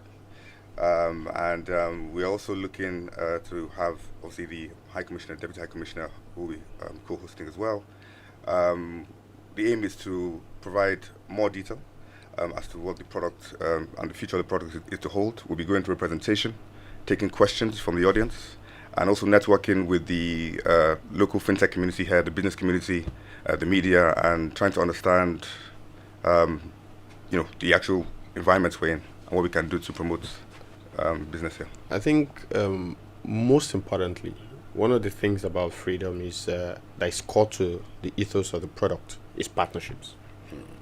So one of the key things we're here to do tomorrow at the event is to build an environment and a framework to partner with the fintech and financial services system in Ghana. The partnerships is very, very, very important. We want to partner with local fintechs. We've heard a lot of good things about the environment, how the Ghanaian fintech space is booming, how the regulatory environment is very safe and sound and steady. And of course, it's part of the things that has drawn us to this place. So partnerships, partnerships, partnerships. Great. So once again, of importance to me is how to get the account, how to get the Freedom Bank account. How do I get it? That's a very good question. Go to transfer.com. That's TRANZFAR.com. Use the website, download the app, subscribe to the account. It's that simple. And what makes the account special once again? The specialty of the account is everybody everywhere, including Ghanaians, have the freedom to bank like global citizens. So there's no restriction to where you're born, where you live, or where you are based. Anybody, anywhere has an entitlement to have the account. Someone says, I ask you, so since you say the account is like more or less housed in the UK, based in the UK, correct, must the savings be in pounds, or they could have their monies in cedis? So it'll be in pounds, as it's a GBP account. And however, from that GBP account, there's the possibility to move money around internationally, globally. 96 countries. 96 countries. And that includes also if you choose to send money back home as well to you. Okay. So let me give you the final word. Dr. Olusiji Sanya, who is Chief Finance Officer of Transfer Group Limited UK. For that person listening to us right now and asking himself, do I get onto it or do I just hold on a bit? What do you say to him? What I would say is it's a good opportunity to give yourself full access to bank globally and maximize your potential as an individual. So I'll say give it a shot. Let us know how you get along, but I'm sure you won't be disappointed. And is the launch open to all or just strictly by invitation? Well, that's a good question. Well, we're limited numbers, of course, due to the restrictions placed on the High Commission. But obviously, we're happy to interact with the wider community online. We're happy to take questions. We have people who are able to respond. And we also have a customer service, 24/7 customer service, which is accessible globally. So even though the events may be quite limited, but we ourselves at the company, we're open to everyone. So you were streaming online, people could get in there and watch. Correct, the exactly. Absolutely. Yes, thank you. Okay.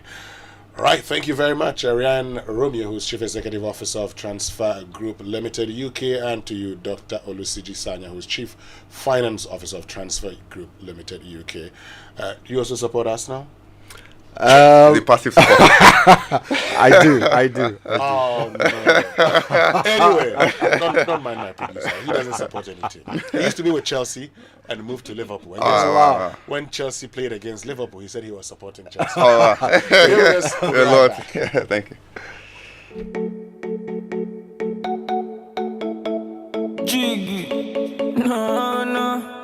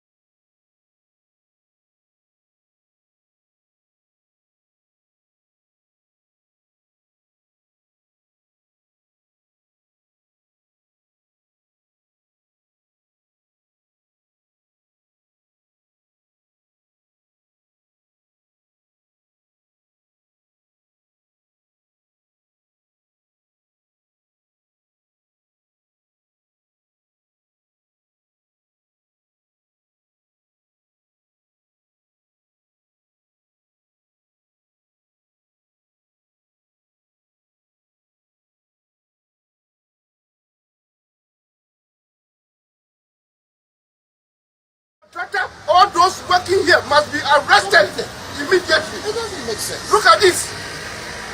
Look at this. And you destroy the road. Without the consent of the road. You destroy the road. The public road. In which country can this be allowed? In which country can this be allowed? In your own country, can anybody do this? It's madness. It's madness. The owner of this property is not bigger than this country. The owner of this property is not bigger than this country. Even the president of the republic, with all the executive powers in his hands, can't do this and won't do this. What kind of indiscipline is this? No matter your water needs, Syntex has it all. Syntex tank was first to introduce double layer tank, and now you can have as many layers as you want. Syntex tank was first to introduce white inner layer tanks in Ghana, and now introduces the customer specs order, which will let you order any color and size you want. Syntex tanks gives you the biggest warranty of 7 years, which no other tank gives you. So whatever your water consumption, size of project, or demand, choose Syntex tank. Syntex tank, stress-free. Syntex tank, reliable. Syntex tank, maximum guarantee. Call 0244 335 168, Kumasi 0505 555 666, or visit syntexgh.com. Syntex tank, a strong, a tough.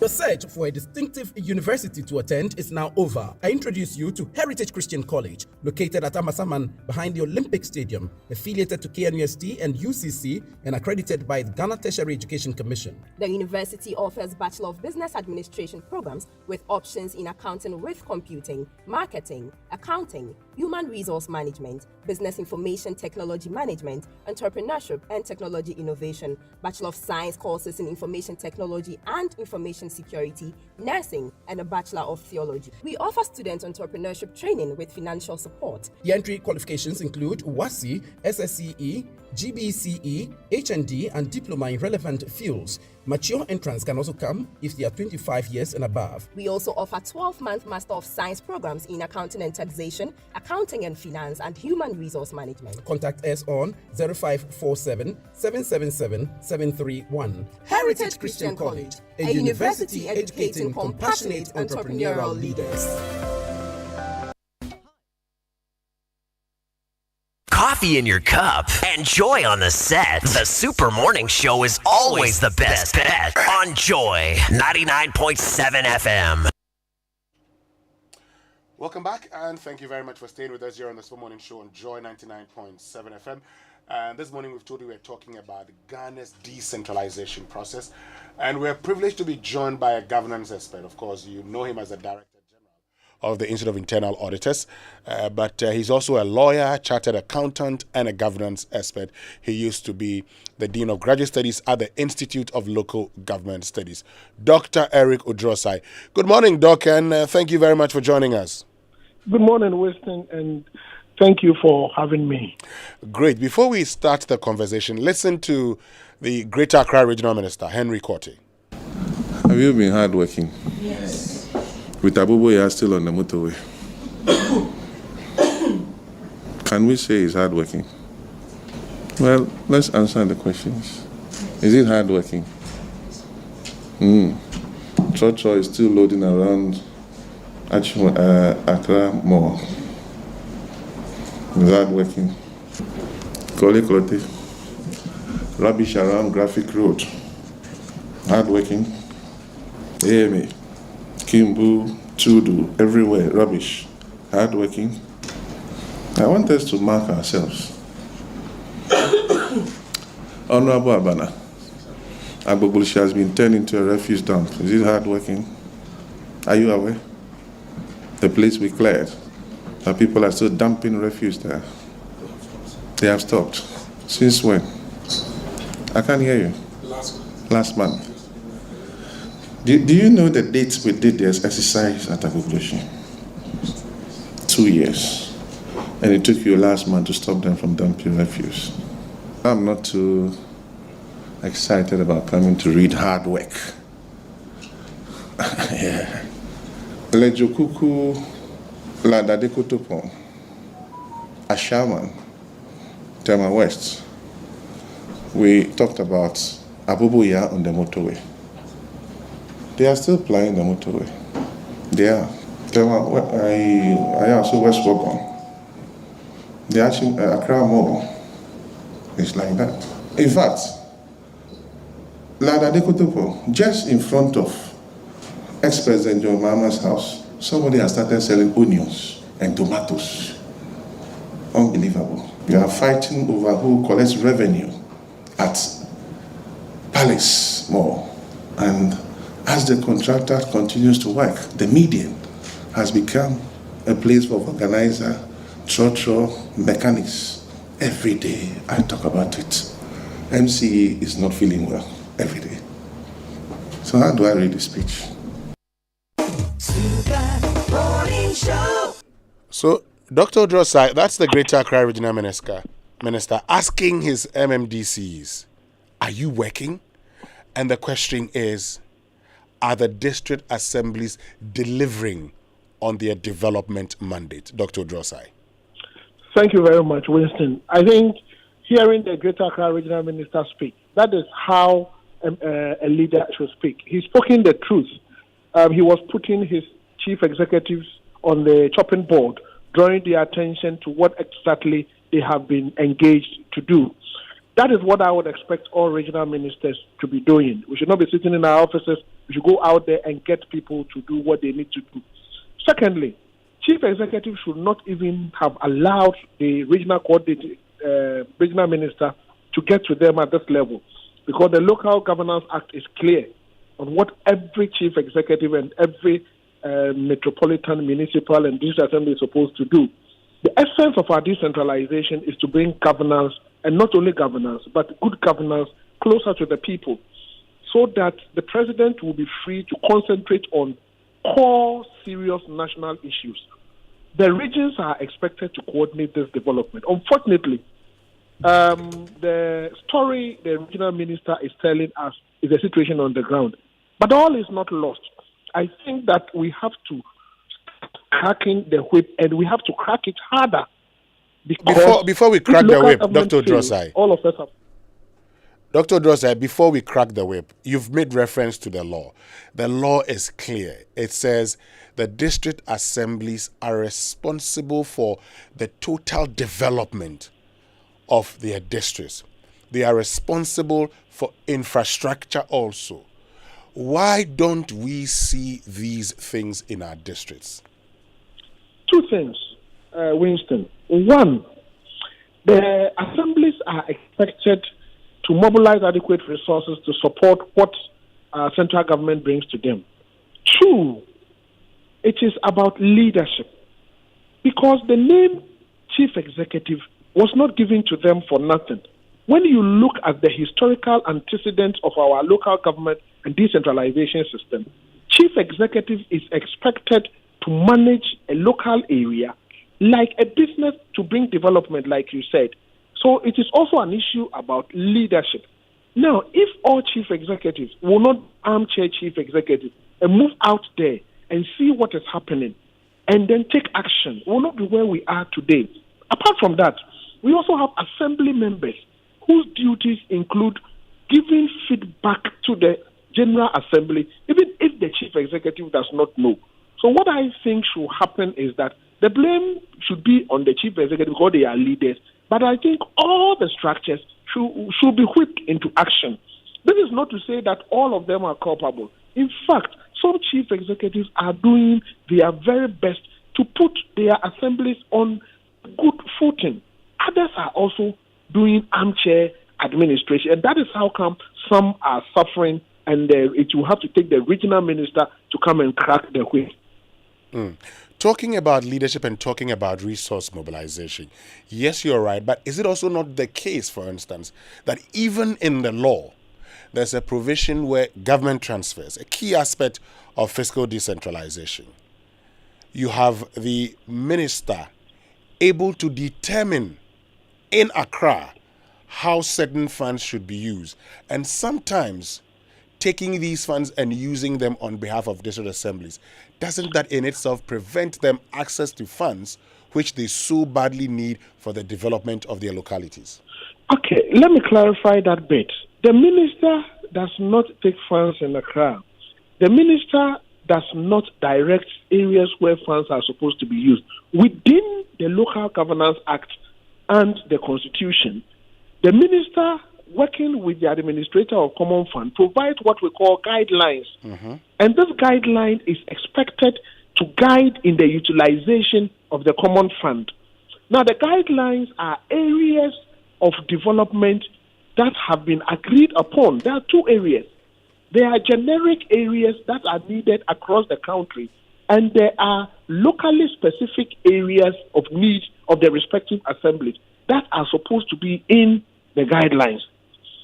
Now, in the Local Governance Act and in our local governance system, the District Assembly's Common Fund is not the only source available to local government. When you look at the Act, the law says not less than 5% of national revenue, and that not less than 5% of national revenue cannot even finance averagely 40% of the development needs of the local government in Ghana. That is why there is a provision for IGF mobilization by the respective local government. In fact, before a local government area would be created, two conditions would have to be satisfied. One, the ability of the local government area to mobilize additional revenue to support what central government will bring for development. And then two, the fact that that area will not affect governance. These are the two things. They should be economically viable. What I see happening is that even if the DACF component that goes to the assemblies are not enough, what happens to the IGF that they are supposed to mobilize? That's why I'm saying that it is a leadership issue. Yes, there is a financial issue, because if government is not mobilizing enough, 5% of government revenue would definitely not be enough to finance development. So it is a national conversation we should have. But I have always made a proposal that we should use a scientific basis to cost the development needs of the local government and transfer an amount equal to what they need to develop. Because the not less than 5% figure that was fixed in the Constitution for Common Fund has no scientific basis. So nobody has costed how much, for instance, Accra Metropolitan Assembly needs to develop the area. So the money is transferred. It is not enough. They are not able to generate enough. Then we leave a big development gap. So we need a national conversation on that subject. But before that, we tackle the leadership issues. We make sure that the guidelines that goes into areas that would help them to meet their immediate needs. Whilst in the medium to long term, we resolve the funding gap issue. So from day one, there is a development funding gap because the common fund has no scientific basis to determine the actual funds that local government needs for development. Well, my guest this morning is Dr. Eric Udrosai, who is a governance expert. He's also a lawyer and a chartered accountant. We're having a conversation about, Ghana's decentralization process. Our focus really is on the performance of the district assemblies. But you've raised another point. You've raised an important point about, the funding, the financing. You've talked about the, common fund not being enough. So based on your own analysis, what percentage should be enough for the districts? Based on my analysis and research I did about 5 years ago, I think that if the common fund is raised to about 40% of total national revenue, it will help. Again, the common fund allocation has a formula. But I also think that we should look at the ingredients or the variables used in the common fund formula again. Because you have responsive factor. You have equality factor. You have service delivery factor. Now, these factors favor the big metropolitan areas. But the essence of the common fund is to rather support the rural district assemblies to be able to develop. And because the common fund formula favors the metropolitan assemblies, it is making some metropolitan and municipal assemblies lazy in revenue mobilization. So I think that we would have to, we should work towards increasing it to 40%. Because Article 252 of the Constitution sets only the lower limit, not the upper limit. The Constitution says not less than 5% of total national revenue. So if we can transfer not less than 40% of total national revenue to local government and review the common fund formula so that it will favor the rural assemblies and then push the urban and then metropolitan assemblies to increase their IGF to support what central government brings. It will help. There is also another fund, DDF, the District Development Facility or Fund. That one too is based on assessment. If the assemblies performs well, they pass the DDF, additional funding is given to them. Now, when you look at the indicators of the DDF or the D part, the indicators are such that there are a lot of measures that an assembly needs to put in place. So if you are a rural assembly and you are not able to pull your weight, you will not get the DDF, the common fund, you will not get enough. When it comes to the IGF, you don't have the capacity to mobilize. So that is how come we see some assemblies just not developing. So we have to address this funding issue. But my proposal would be, let us start with 40% of total national revenue given to the local government, and then let us allow them to perform the functions given to them by law. 40%, is that not too much? It's not too much because decentralization means transferring the power, authority, and functions that ordinarily central government would perform to local government. So all what we need to do is let us cost what is the function of the functions given to the local government. Central government was performing this function previously. They should just add that money together and send it to the local government. So 40% is just not too much. When you go to countries like Uganda, they have what we call conditional grant and unconditional grant. And they are nearing this 40% I am proposing. With the conditional grant concept, the money they give to you, they give it to you to use it in areas that has been agreed upon nationwide. So maybe if in Ghana we said it is hospitals that we need, then they will give you a conditional grant. Every district assembly will then have to build one hospital within a year. So across the country in a year, we can have 261 hospitals. Every district will have a hospital. That's the conditional grant. Okay. Then the unconditional grant will be given to you, the local government, to use it for your specific needs. what do you think are your immediate needs? So then we take care of all of them. But the way it is, this not less than 5% thing is really not helping. And there is no scientific basis. I stand to be corrected. Because the cost of the functions of district assemblies is not up to, it's even more than the not less than 5% national revenue we have. So we really need a national conversation. But I would propose we should start with 40% of total national revenue, send it to the assemblies. But in doing that, let us strengthen control systems. Let us strengthen internal audit. Let us strengthen supervision. Let us strengthen transparency. Let us strengthen accountability so that we'll make sure that the funds we transfer there would be used for the intended purposes. Great. I mean, before you go, I know you would have to leave shortly, but we've also been joined by Dr. Nicholas Awatri, who's director of the Institute of Local Government Studies. Okay, he's not on yet. We'll get to him. But let me take you to Section 1253 of Act 936. It says the minister shall, in consultation with the minister responsible for finance, determine the category of expenditure of the approved development budget of district assemblies that must in each year be met out of the amounts received by the district assemblies from the district assemblies common fund. Doesn't this in itself defeat the very purpose of decentralization, where you are expecting decision making to be at the subnational government level? That provision is to provide a guide. You will realize that though we are decentralizing, we are in a unitary state. Mm-hmm. And in a unitary state, you need government to provide broad directions.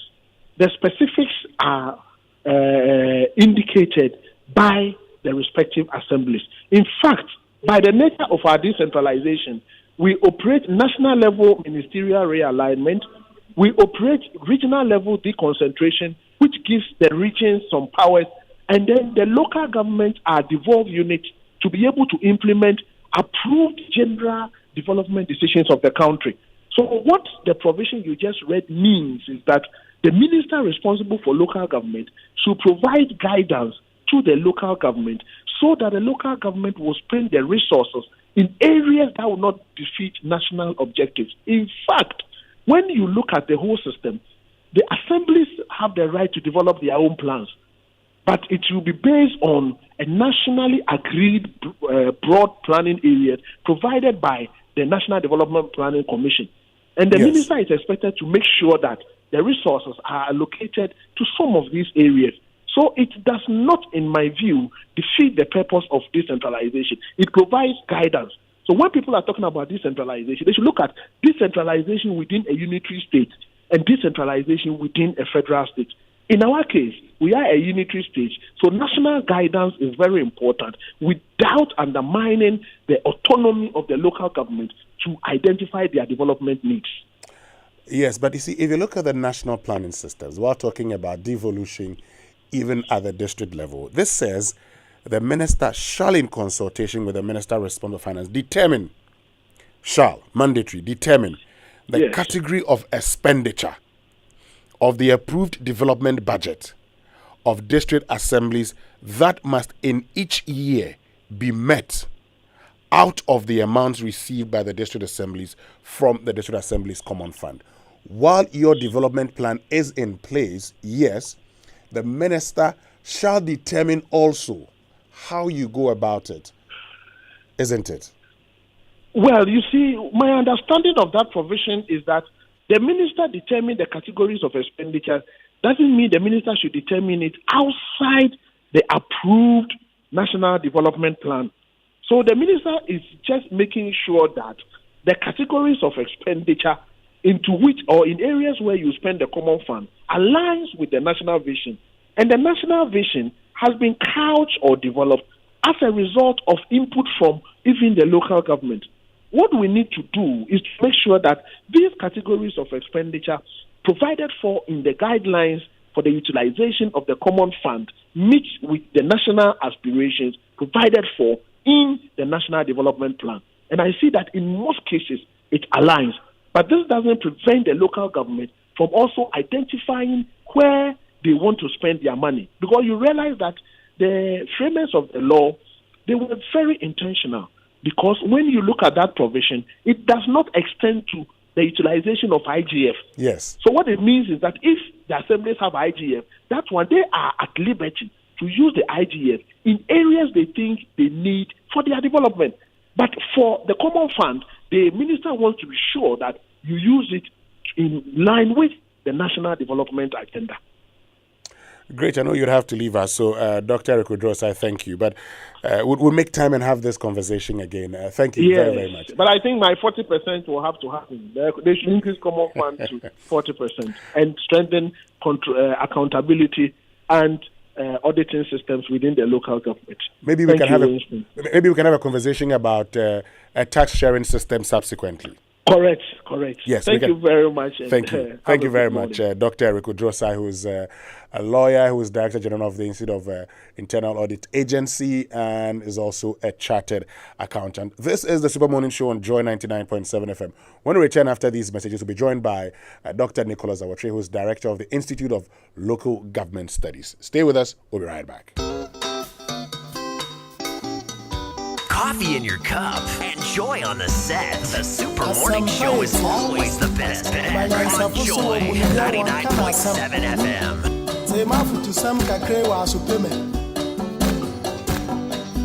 Yo, coffee, oh my, ya woman, oh man, ya mana, yenny baby, ako, watch out, ya warren, one some, one in pa, as I did.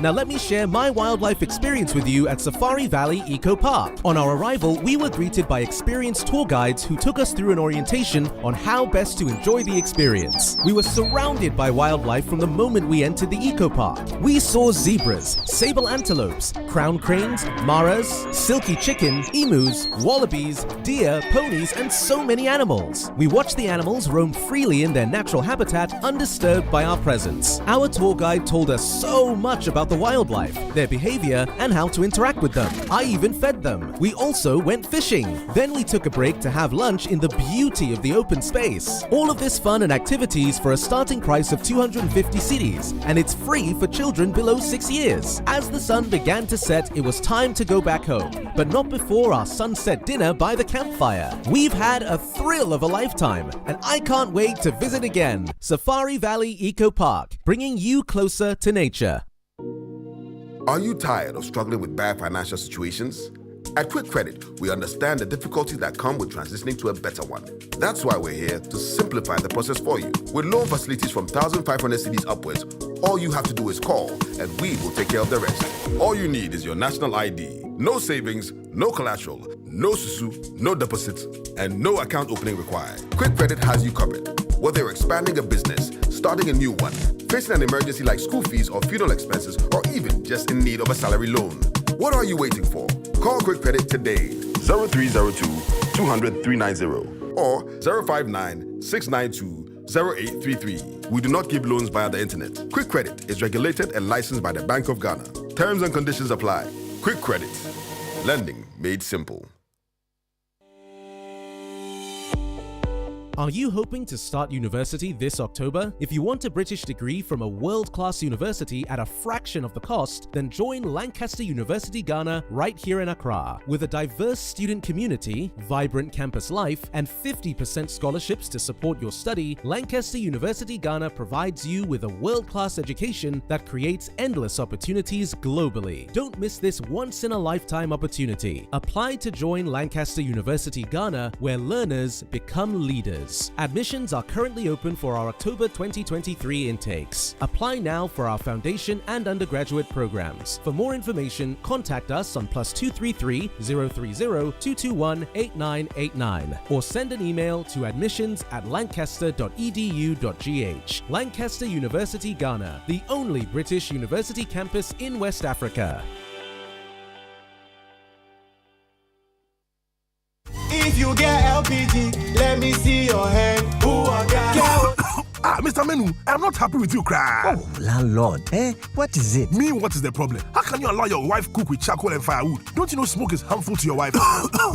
Don't you have gas? Oh, landlord, me, I've been using charcoal since so. You're not current at all. Now every Ghanaian uses gas because it's safe and convenient. Just one matchstick, and you're good to go. Food cooks faster and the taste is retained. Hey, landlord, be that. You think I'm joking, eh? New rule, no gas, no accommodation. Even you just paid your rent, eh? And my friend, come for your money and leave my house. Hey, landlord, if you make a mistake and you give me this money, eh? I'm not going to move. I'm going to buy gas. Like you will see. Don't be left out. LPG is safe and convenient. This campaign is brought to you by the National Petroleum Authority and supported by the Ministry of Energy and World Bank. Contact our toll-free number 080-012-300 for more information. Imagine say water wake up at dawn. You know buff, you know chop. Where it vanish for your area for 2 weeks. You not get one drop safe inside your tank. Hey. Hajia, our life was in dangerous. Only our neighbor get water with water tank. Water tank? Yes, water tank. Mamma mia, that water tank get meter for checking water level. That water tank be fine past Kumasi Selendion. That water tank be tough like Ghana Army. That water tank, they carry water pepe, so say some no go left inside the supply tank. What a tank! As my boss, Mr. Poncho, go talk. Beautiful, durable, with water level indicator and accurate volume of water. Water tank. What a tank! By Duraplast.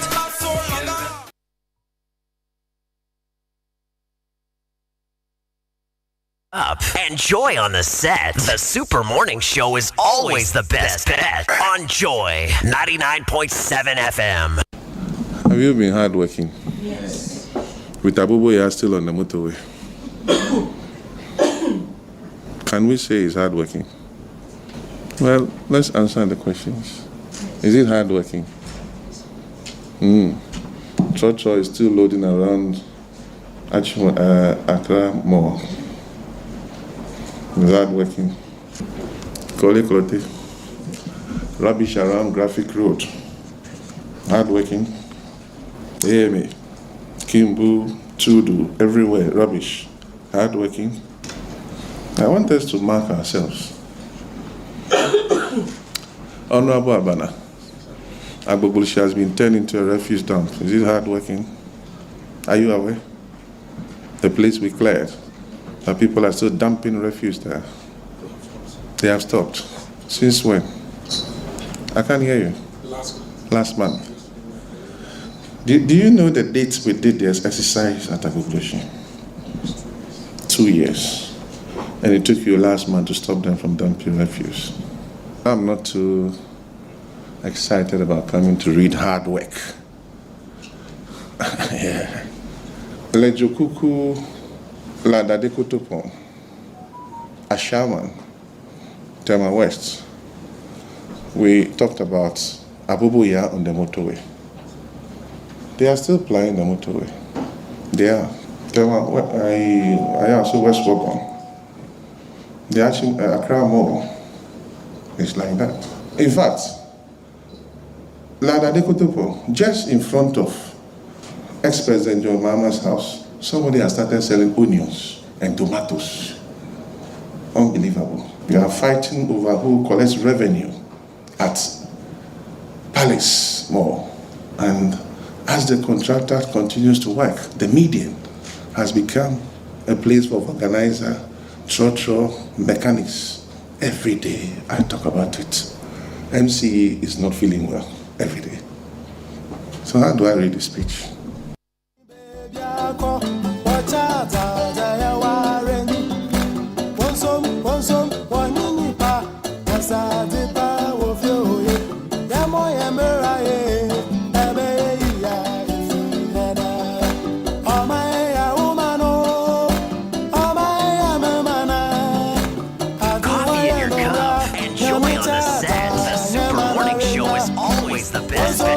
on Joy 99.7 FM.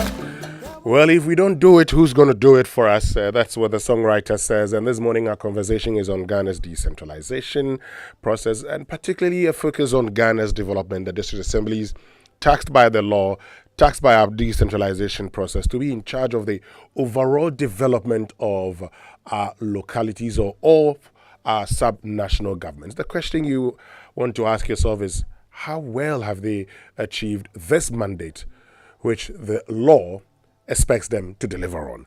And earlier you heard from Dr. Eric Udrosai, who's a lawyer and chartered accountant, and the UPSA alumni president wants me to add that he's an alumnus of the University of Professional Studies, Accra. But we're now moving to the Institute of Local Government Studies, and we're joined by Dr. Nicholas Awotri, who's director. Dr. Awotri, good morning. Thank you very much for joining us.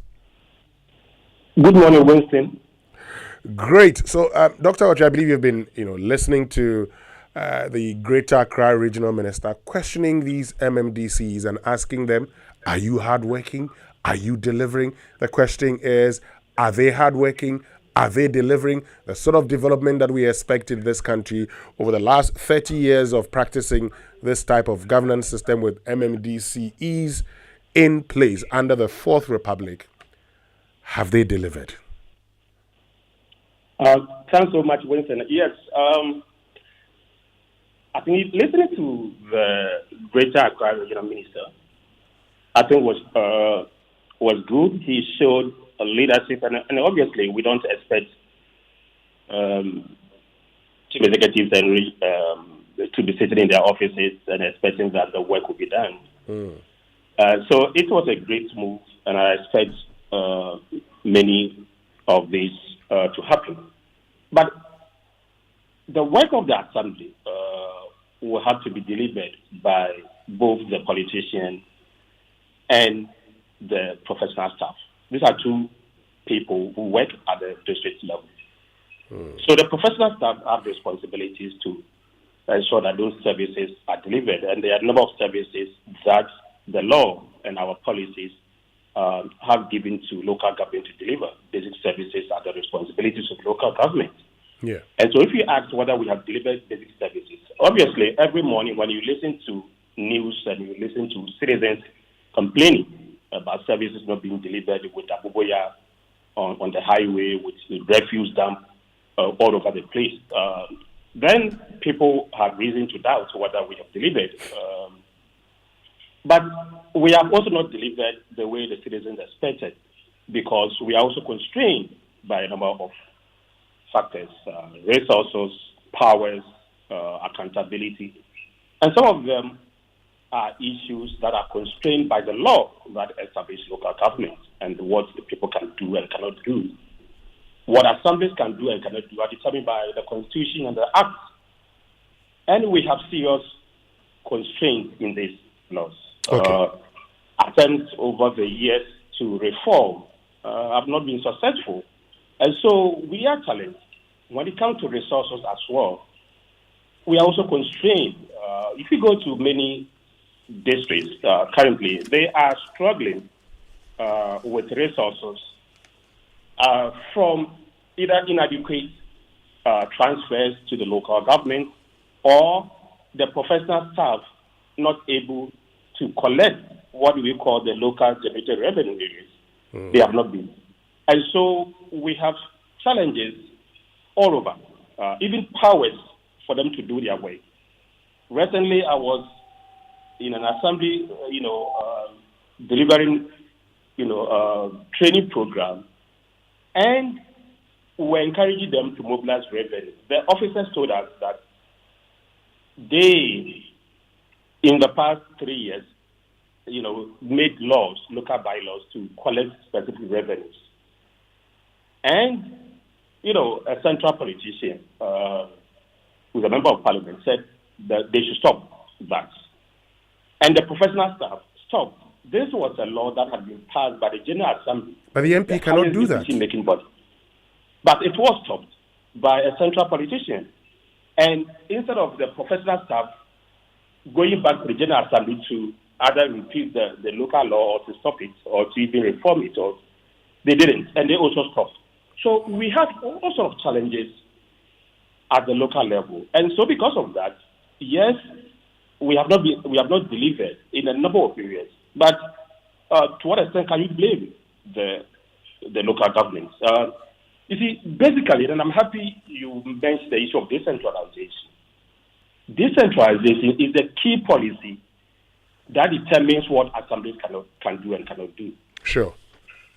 And so people must also understand that decentralization is a zero-sum game.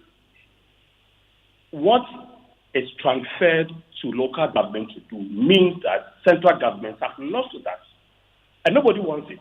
To be very honest, not many central politicians and bureaucrats want decentralization to succeed.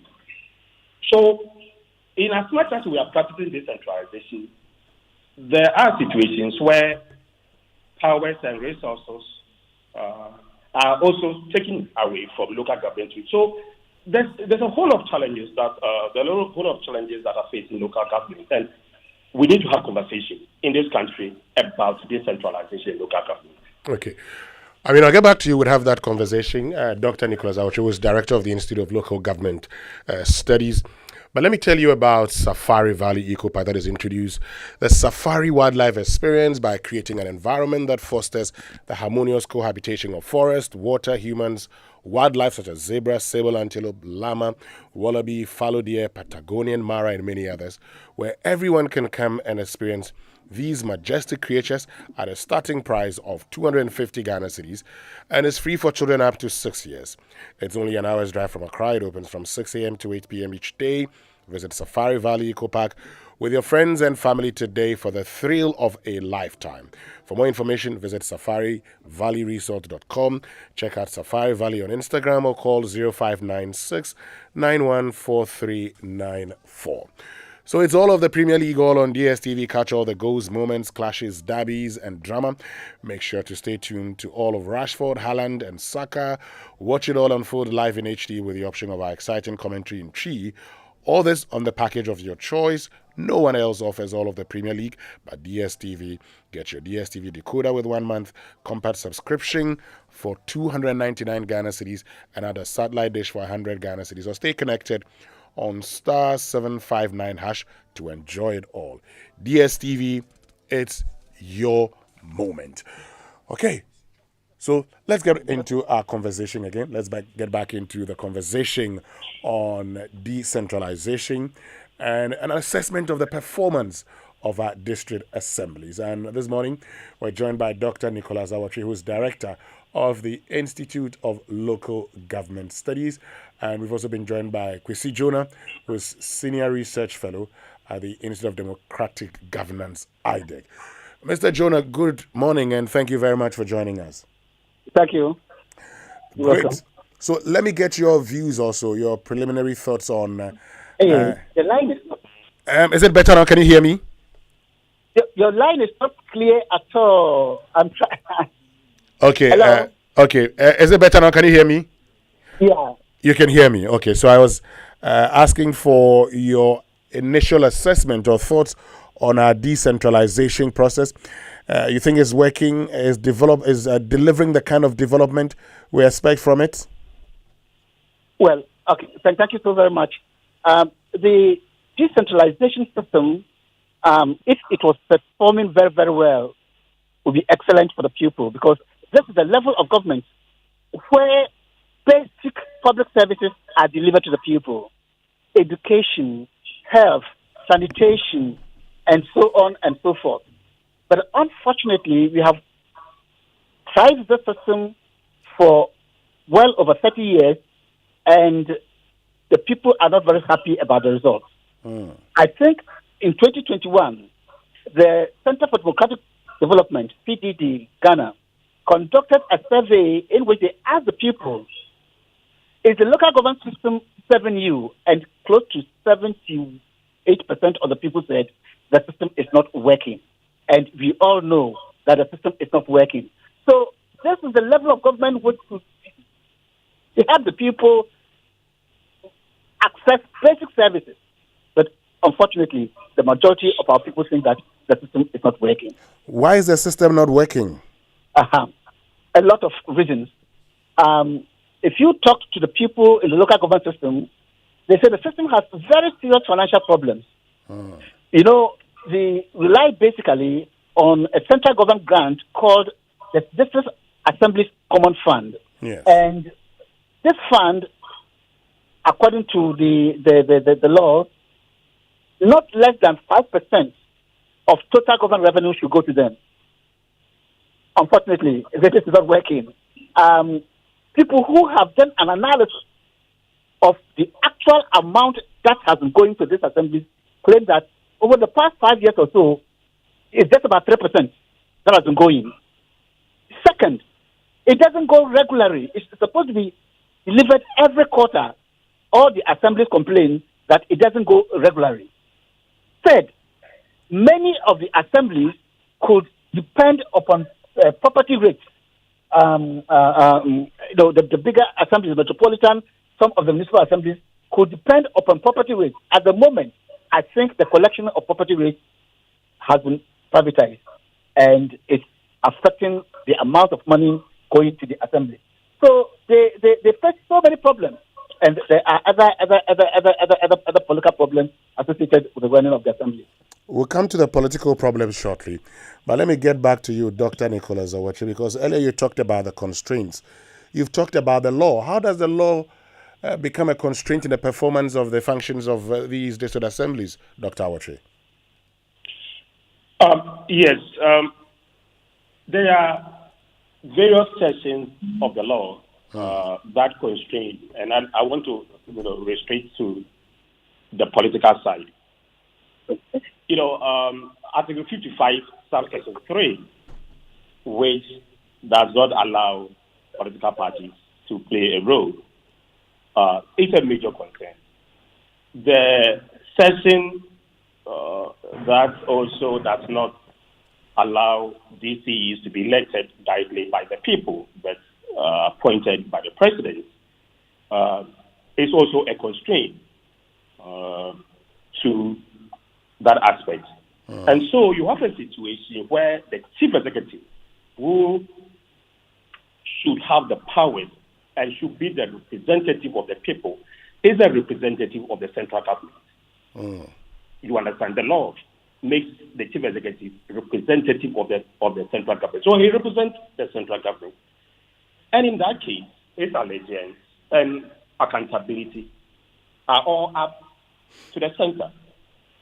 If DCs are elected, they will make themselves more relevant and accountable to the people and will do more than what they are doing now. Yet, in 2019, that opportunity was given to us, and we let that opportunity slip by. For me, that major slip by is now coming back, to haunt us and to make our decentralization in several aspects ineffective. All these years, we have had upward accountability. When DCs are elected, look, they will not be afraid to take major decisions because they will be looking at their own survival and they will be looking at the development of their area. But if DCs are continued to be appointed, they can continue not to make themselves that accountable. And there is also little sense of agency and responsibility if they are not elected by the people. Just compare that to the members of parliament who will do anything to bring some public goods and services to the local people. Okay. The DCEs who are appointed, as long as they can, make themselves relevant to the central authority, they will not. And so that reform, we need to bring that conversation back. And I think the president has made that clear that if there is consensus to change Article, that consensus that we can reform Article 55.3 and 243.1 and the rest, that referendum will need to come back to the table and for discussion. And I think that will be a major, a game changer. Very honest, let me put it that way. That reforming that aspect of the law will be able to change that. But there are several aspects of the law. For instance, 5%, not less than 5% of the common fund. I think we can increase it. And I heard Dr. Odro saying proposing 40%. Maybe that is way optimistic. That's way too high. But I think 5% is too low at this moment. Given the responsibilities that assemblies will have to, given the law, all the lack of it is also local. And yet, we are not giving much attention to local government. For instance, there's going to be elections coming up in October 3rd or something. You hardly hear discussions on it. If we have multi-party system in our local government level, by this time, you hear the enthusiasm, you hear the use of the political party structures to organize people. And decentralization is basically to bring government and services closer to people. Where is the government that is closer to the people? When turnout for local elections is so low, less than 40% over all these years. And yet, when we talk about the central government election or members of parliament, we are talking about 75%. The enthusiasm there, and there's a reason for that. That is why there's need for reforms.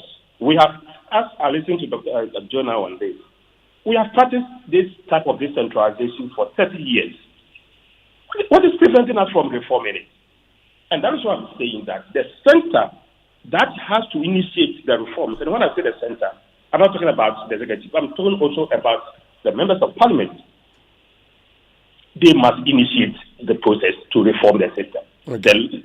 The system is not working. The legal constraints are just too many. So we need to reform.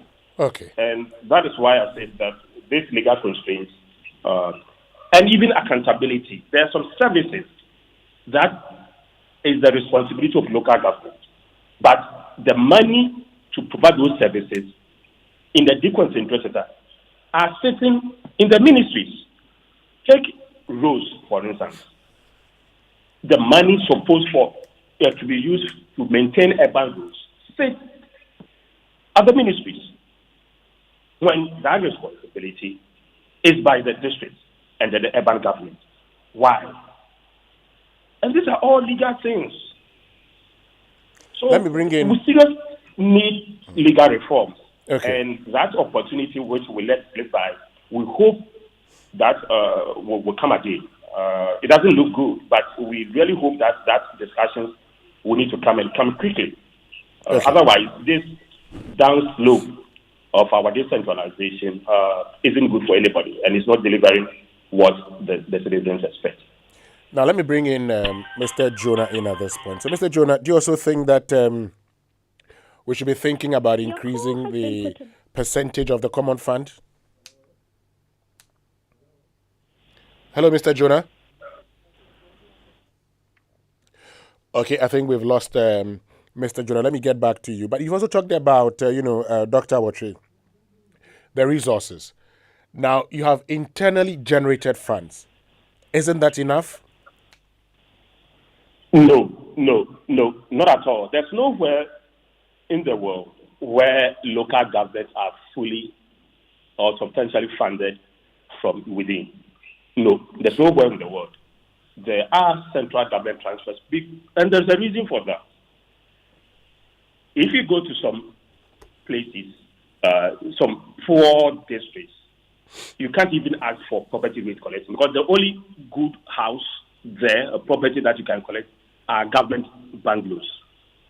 Only few houses there. If you look at some of the houses, you will even be ashamed of yourself to ask the people to collect, to pay property rate, because the whole house is so deteriorated. There hasn't been any, say, renovation or improvement of the building for 50 years. The erosion has taken place at the foundation level. So, and there are so many places where they have very little.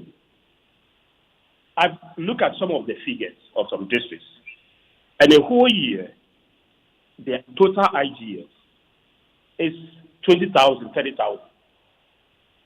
Well, you can say that they are not collecting certain rent, yes, and we must also admit some of the assemblies have been lazy to collect. But even if they put 100% all their efforts, it will still not be enough to deliver the services. And so central government transfers our are own needed. doing. Dr. Awatri, the Constitution is clear that in creating a district, it must be economically viable. So, why create a district where there is no economic viability? But it is not only economic viability. There must be also other factors. Yes, but economic viability is part of those factors, and it's key. It is. It is. But what I'm also saying is, if you have an area where it is so divided ethnically, let's say language-wise, the culture of the people are so divided, and conflict are potential things that you want to remove.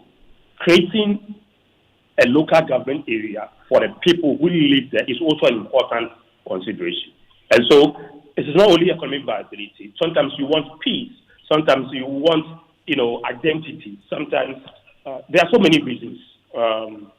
And also bringing government closer to people is a reason. And you can't bring government closer when you only talk about financing. You also talk about the way that people think, the way that people behave politically and economically and socially. So they are all factors. And if you create an area, there is a representation of the people. While if they are in a large area, that representation will be lost. So there are other reasons for creating a district, and we cannot use only politics, economic. However, the moment government creates that, it must resource that area. Okay. Yes. Well, Dr. Nicholas Awatri, thank you very, very much for joining us. We'll continue this conversation. I need to pass by campus. We have unfinished business.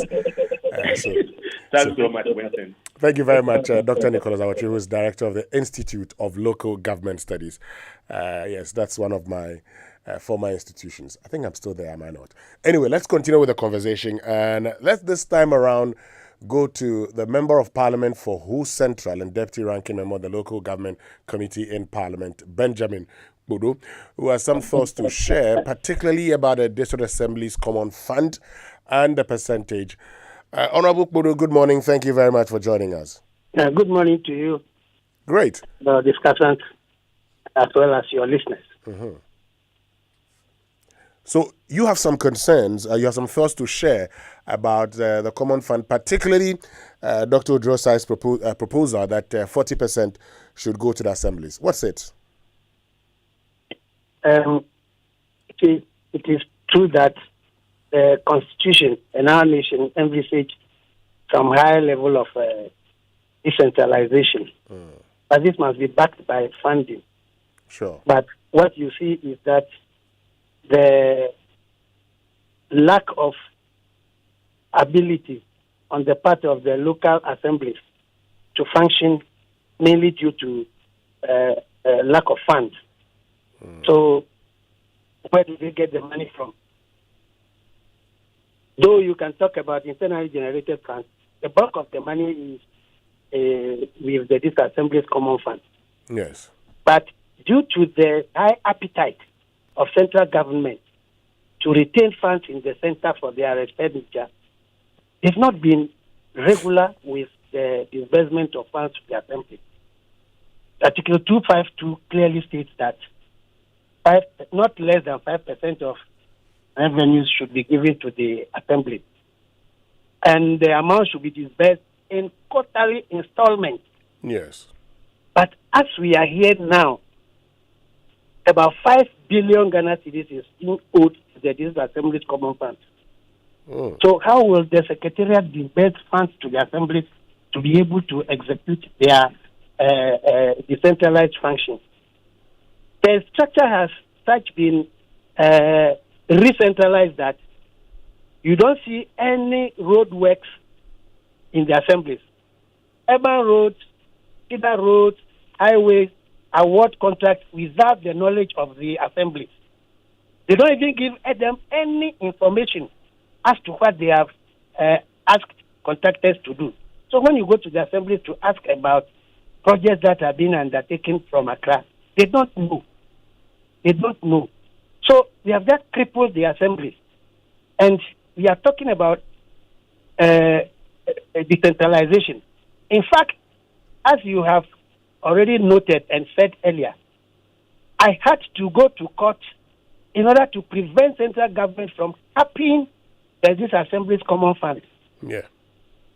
Check that the 5% can be kept for the assembly because they wanted to cap it, take the money to the center as they have done to the road fund, GET fund, and all other NHIS funds. So the problem is that we are talking about decentralization, but we are driving in reverse gear. We are driving in reverse gear. Take the collection of property rate, which the Constitution gives to the assemblies, Article 245B, gives that responsibility to the assemblies. But central government has found a way again to go and intercept the collection of property rates from the local assemblies. They have established what they call myassemblies.gov to collect property rates. And they have told the assemblies that they will be giving them 70% of whatever they collect. Well, it is good that GRA can help the assemblies to raise the property rate as a source of revenue. But they have budgeted for this money to be brought to the Ministry of Finance. In 2021, they budgeted 480 million. In 2022, for this year, they have budgeted 180 million again, which means that they are eyeing property rates which the assemblies must collect in full. So right now, we were interviewing, we had engagement with some assemblies. They are telling us that what they have been collecting in the years 2020, 2021 are far higher than what they have been given this year, 2023. So we really have to be serious when we talk about decentralization. Education, roads, legal affairs and all that, they are supposed to be decentralized, but they are still being held at the center. This is the problem we have. So what do we do? How can we get things right? What must be done? Before you get to that point, first, do you agree with Dr. Odrosai that we should consider increasing even the District Assembly's Common Fund, the percentage? Even if they attempted capping, how about 40%? No, you see, first of all, let's look at the 5%. How is it going? It is not working because the money is first collected into the consolidated fund and sent to Bank of Ghana. But the transfer to the this Assembly's Common Fund, it has become a task. You have to argue, you have to threaten, you have to go to court before even the 5%. So when you are talking about 40%, it's a wild joke. It's a wild joke. Let's see how the 5% works out. So you don't believe that that's something that is achievable? Giving 40% of total revenue to the assembly? Yes, so they can then be in charge of the development as the law mandates them to be in charge of? I'm wondering whether this central government is going to even think of increasing it. If you look at the history, the Constitution says maximum 5%. Or not less than 5%. Not less than, minimum 5%. Minimum 5%. Then, during President Kufuor's time, it was raised to 7.5%. And President Mahama continued with it. But when this government came, it brought it back to 5% and went ahead to cap it. So you will see that the desire for central government, which is often the initiator of decentralization processes, is to keep the money at the center so that they'll have control. They don't want these assemblies to have control over their affairs. The chief executives are sitting down there. That is why when the regional, Greater Accra regional minister was asking questions to the chief executives, they will respond that yes, but what can they do? They can't do anything. They don't have the resources. And don't ever, as someone said earlier, think that the local government and the assemblies can generate enough revenue to run their affairs. No. We are thinking only of places like Accra, Kumasi, Sakandita, Kwari, but not in the other smaller assemblies. In fact, some district assemblies don't even have markets. They don't have markets to collect daily tolls from traders. So we must come back to the point that the framers of our constitution know that central government can raise the money and disburse to the assembly. And therefore, let's go by that one first. Then when we see that it is working well, then we can increase the rate. But as of now, it's a pitiable thing that the assemblies don't have money. Some of them are sitting there, they go to work and do nothing. But finally, I mean, the common fund, you're in parliament. These are monies that should be released. What are you doing? These are statutory funds that must be transferred. Government transfers is a key pillar of fiscal decentralization.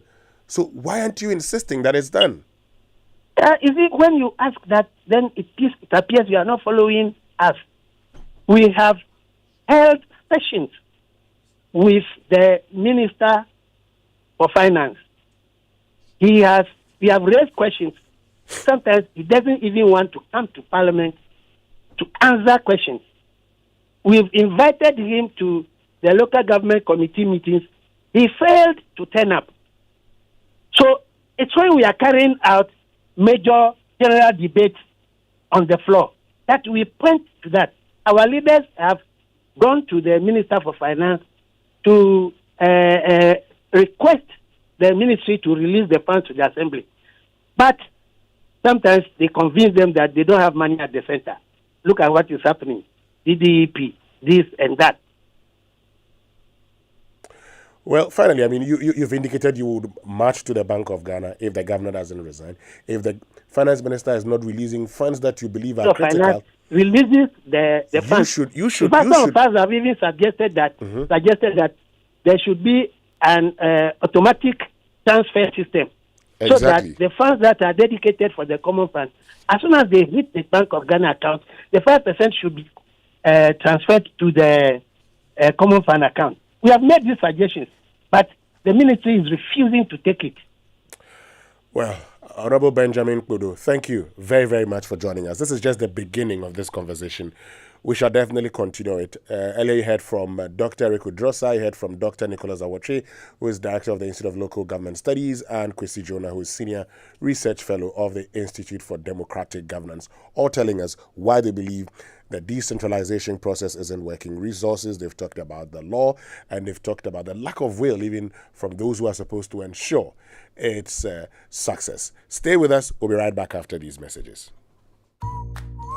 It does get better anytime your favorite shop, Melcom, says it's there for you and got you covered with all your daily need items. Continue shopping on products ranging from groceries, stationery, electronics, homeware, kitchenware, furniture, home decor, electricals, and many more at low prices. Terms and conditions apply. Melcom, where Ghana shops.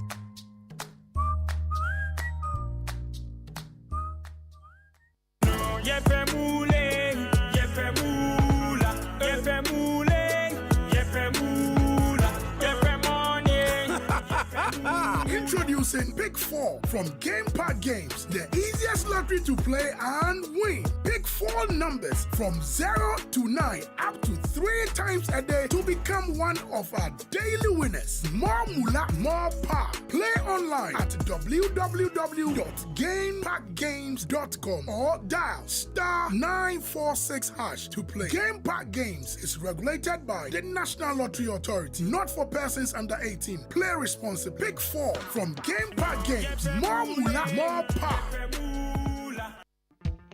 Did you hear that Electroland Ghana is still running Founders Day promo? Yes! From now till stocks last, make your way into any Electroland Ghana showroom and choose appliances from Samsung, Media, Nasco, and TCL at affordable prices. Products ranges from microwaves, gas cookers, fridges, air conditioners, and more. All you have to do is to walk in and grab yourself some luxurious electronics for your home at affordable prices. Or call 0503 159 739 for more info. We need you to read all of this in the next 30 seconds. Is that okay? Yeah? All of it? Do they really offer all of this? You ready? Yeah. Let's give it a go. All the goals, clashes, and moments. All of Rashford, Salah, and Saka. All 380 games, all in HD. Available in all the languages you want, on all the devices you enjoy. Choose the bouquet you want from all the options available. The Premier League, all on DSTV.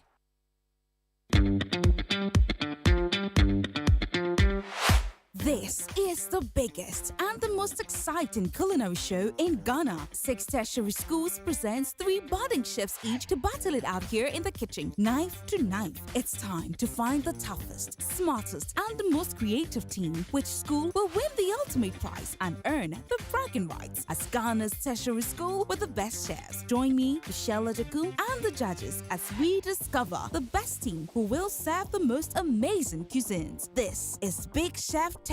Big Chef Tertiary. The kitchen has no boundary.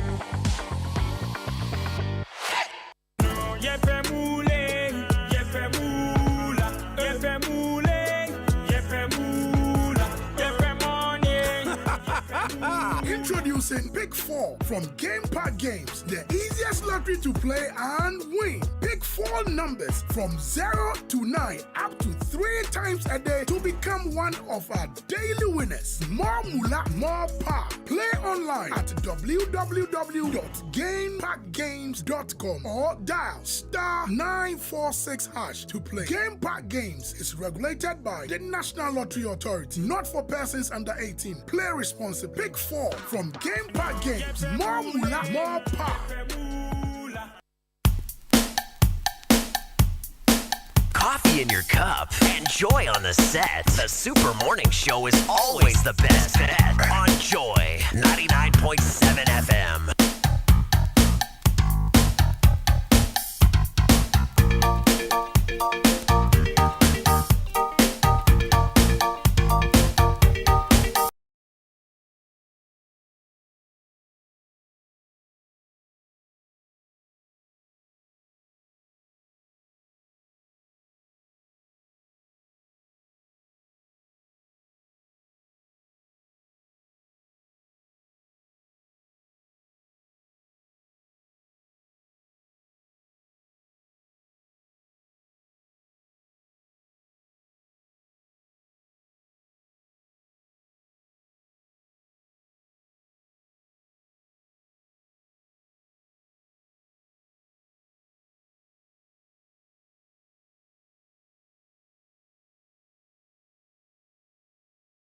Oh, Daddy Lumba, Daddy. Man, I know you love this one also. Kojo Akotobo, I think I got your message. Yeah, but Steiger with, those top-notch instrumentations. But, it's big old time, and if you're worried about your parties, weddings, outdoorings, funerals, hangout, and on what to drink to enjoy during the celebration, you're worried about how to celebrate your friends and families during that special occasion. With Bigo, no wahala for the occasion. Now, Bigo drinks have made it easy for everyone to enjoy and have the ideal celebration, and they come in different and captivating flavors. The flavors include cocktail, cola, apple, coconut, lemon, lime, and orange. Comes in this pack of 16 or 20. A lot to go around in various packs. It's refreshing and of good quality. Infuse color into your life and get rejuvenated. Grab a bottle of your favorite flavor and treat yourself and loved ones to a memorable experience Bigo drinks, another quality product from Twellium Industries Limited. And talking about Twellium, once you have the drink, let me introduce you to the Macberry Twist Cupcake. Now, they're super delicious and yummy. The Macberry Twist Cupcakes are baked with natural ingredients and come in two flavors, vanilla and chocolate, and they taste as good as they look. The best part is they're affordable, so hurry, get a whole pack for your family. Macberry Twist Cupcake is healthy and comes in handy as portable snack for your kids to eat and share with friends at school. Indulge in a deliciously baked and irresistible taste of Macberry Twist Cupcake and enjoy the goodness in every bite. It's available in every supermarket and provision shop near you. Macberry Twist Cupcake, simply irresistible. So, it's Achedi Nkwan throughout the month of May, June, July, and continuing. Access Bank's remittance promo is back to reward you for sending and receiving money from your loved ones. Get free airtime instantly and loads of exciting branded gift items when you send or receive 500 Ghana cedis or more through Access Africa, Western Union, MoneyGram, Ria, ZPay, Unity Link, and Express Pay. Receive monies directly into your Access Bank account, mobile money wallet, or over the counter. It is free when you receive your remittances into your Access Bank account. Tell a friend to tell a friend. The Access Bank Achedi Nkwa promo is here, and there's no limit to the gift you can receive, so you can receive, and receive. Don't be left out. Visit any of our 53 branches on weekdays and some selected branches on Saturdays for all your remittance transactions. Access Bank, your number one remittance bank. Access Bank, more than banking. And the Ghana Revenue Authority, in collaboration with the Ministry of Local Government Decentralization and Rural Development, informs the general public that property rate bills for all metropolitan, municipal, and district assemblies are available electronically on portal.myassembly.gov.gh. All ratepayers are advised to log into portal.myassembly.gov.gh with their phone numbers and validate their properties, view bills, and pay electronically using either mobile money, debit, or credit cards, bank transfer, and checks. There must be no cash payment whatsoever to anybody. All payments must be made online at portal.myassembly.gov.gh. And the general public is further advised that Act 9361561 prescribes sanctions, which include the sale of the defaulting properties to defray the amount owed. Ratepayers are therefore further advised to make payments only on portal.myassembly.gov.gh, as payments made outside this platform will be billed again. Contact Jerry on 0302 756 820 or 0549 986 9684 for further enquiries.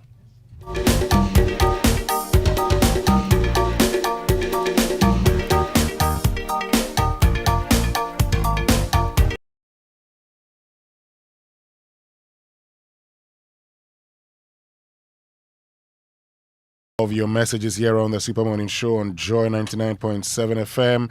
And earlier we asked a question about whether you knew that your district assembly was in charge of your development. And at Alobigi P says, I cannot think far.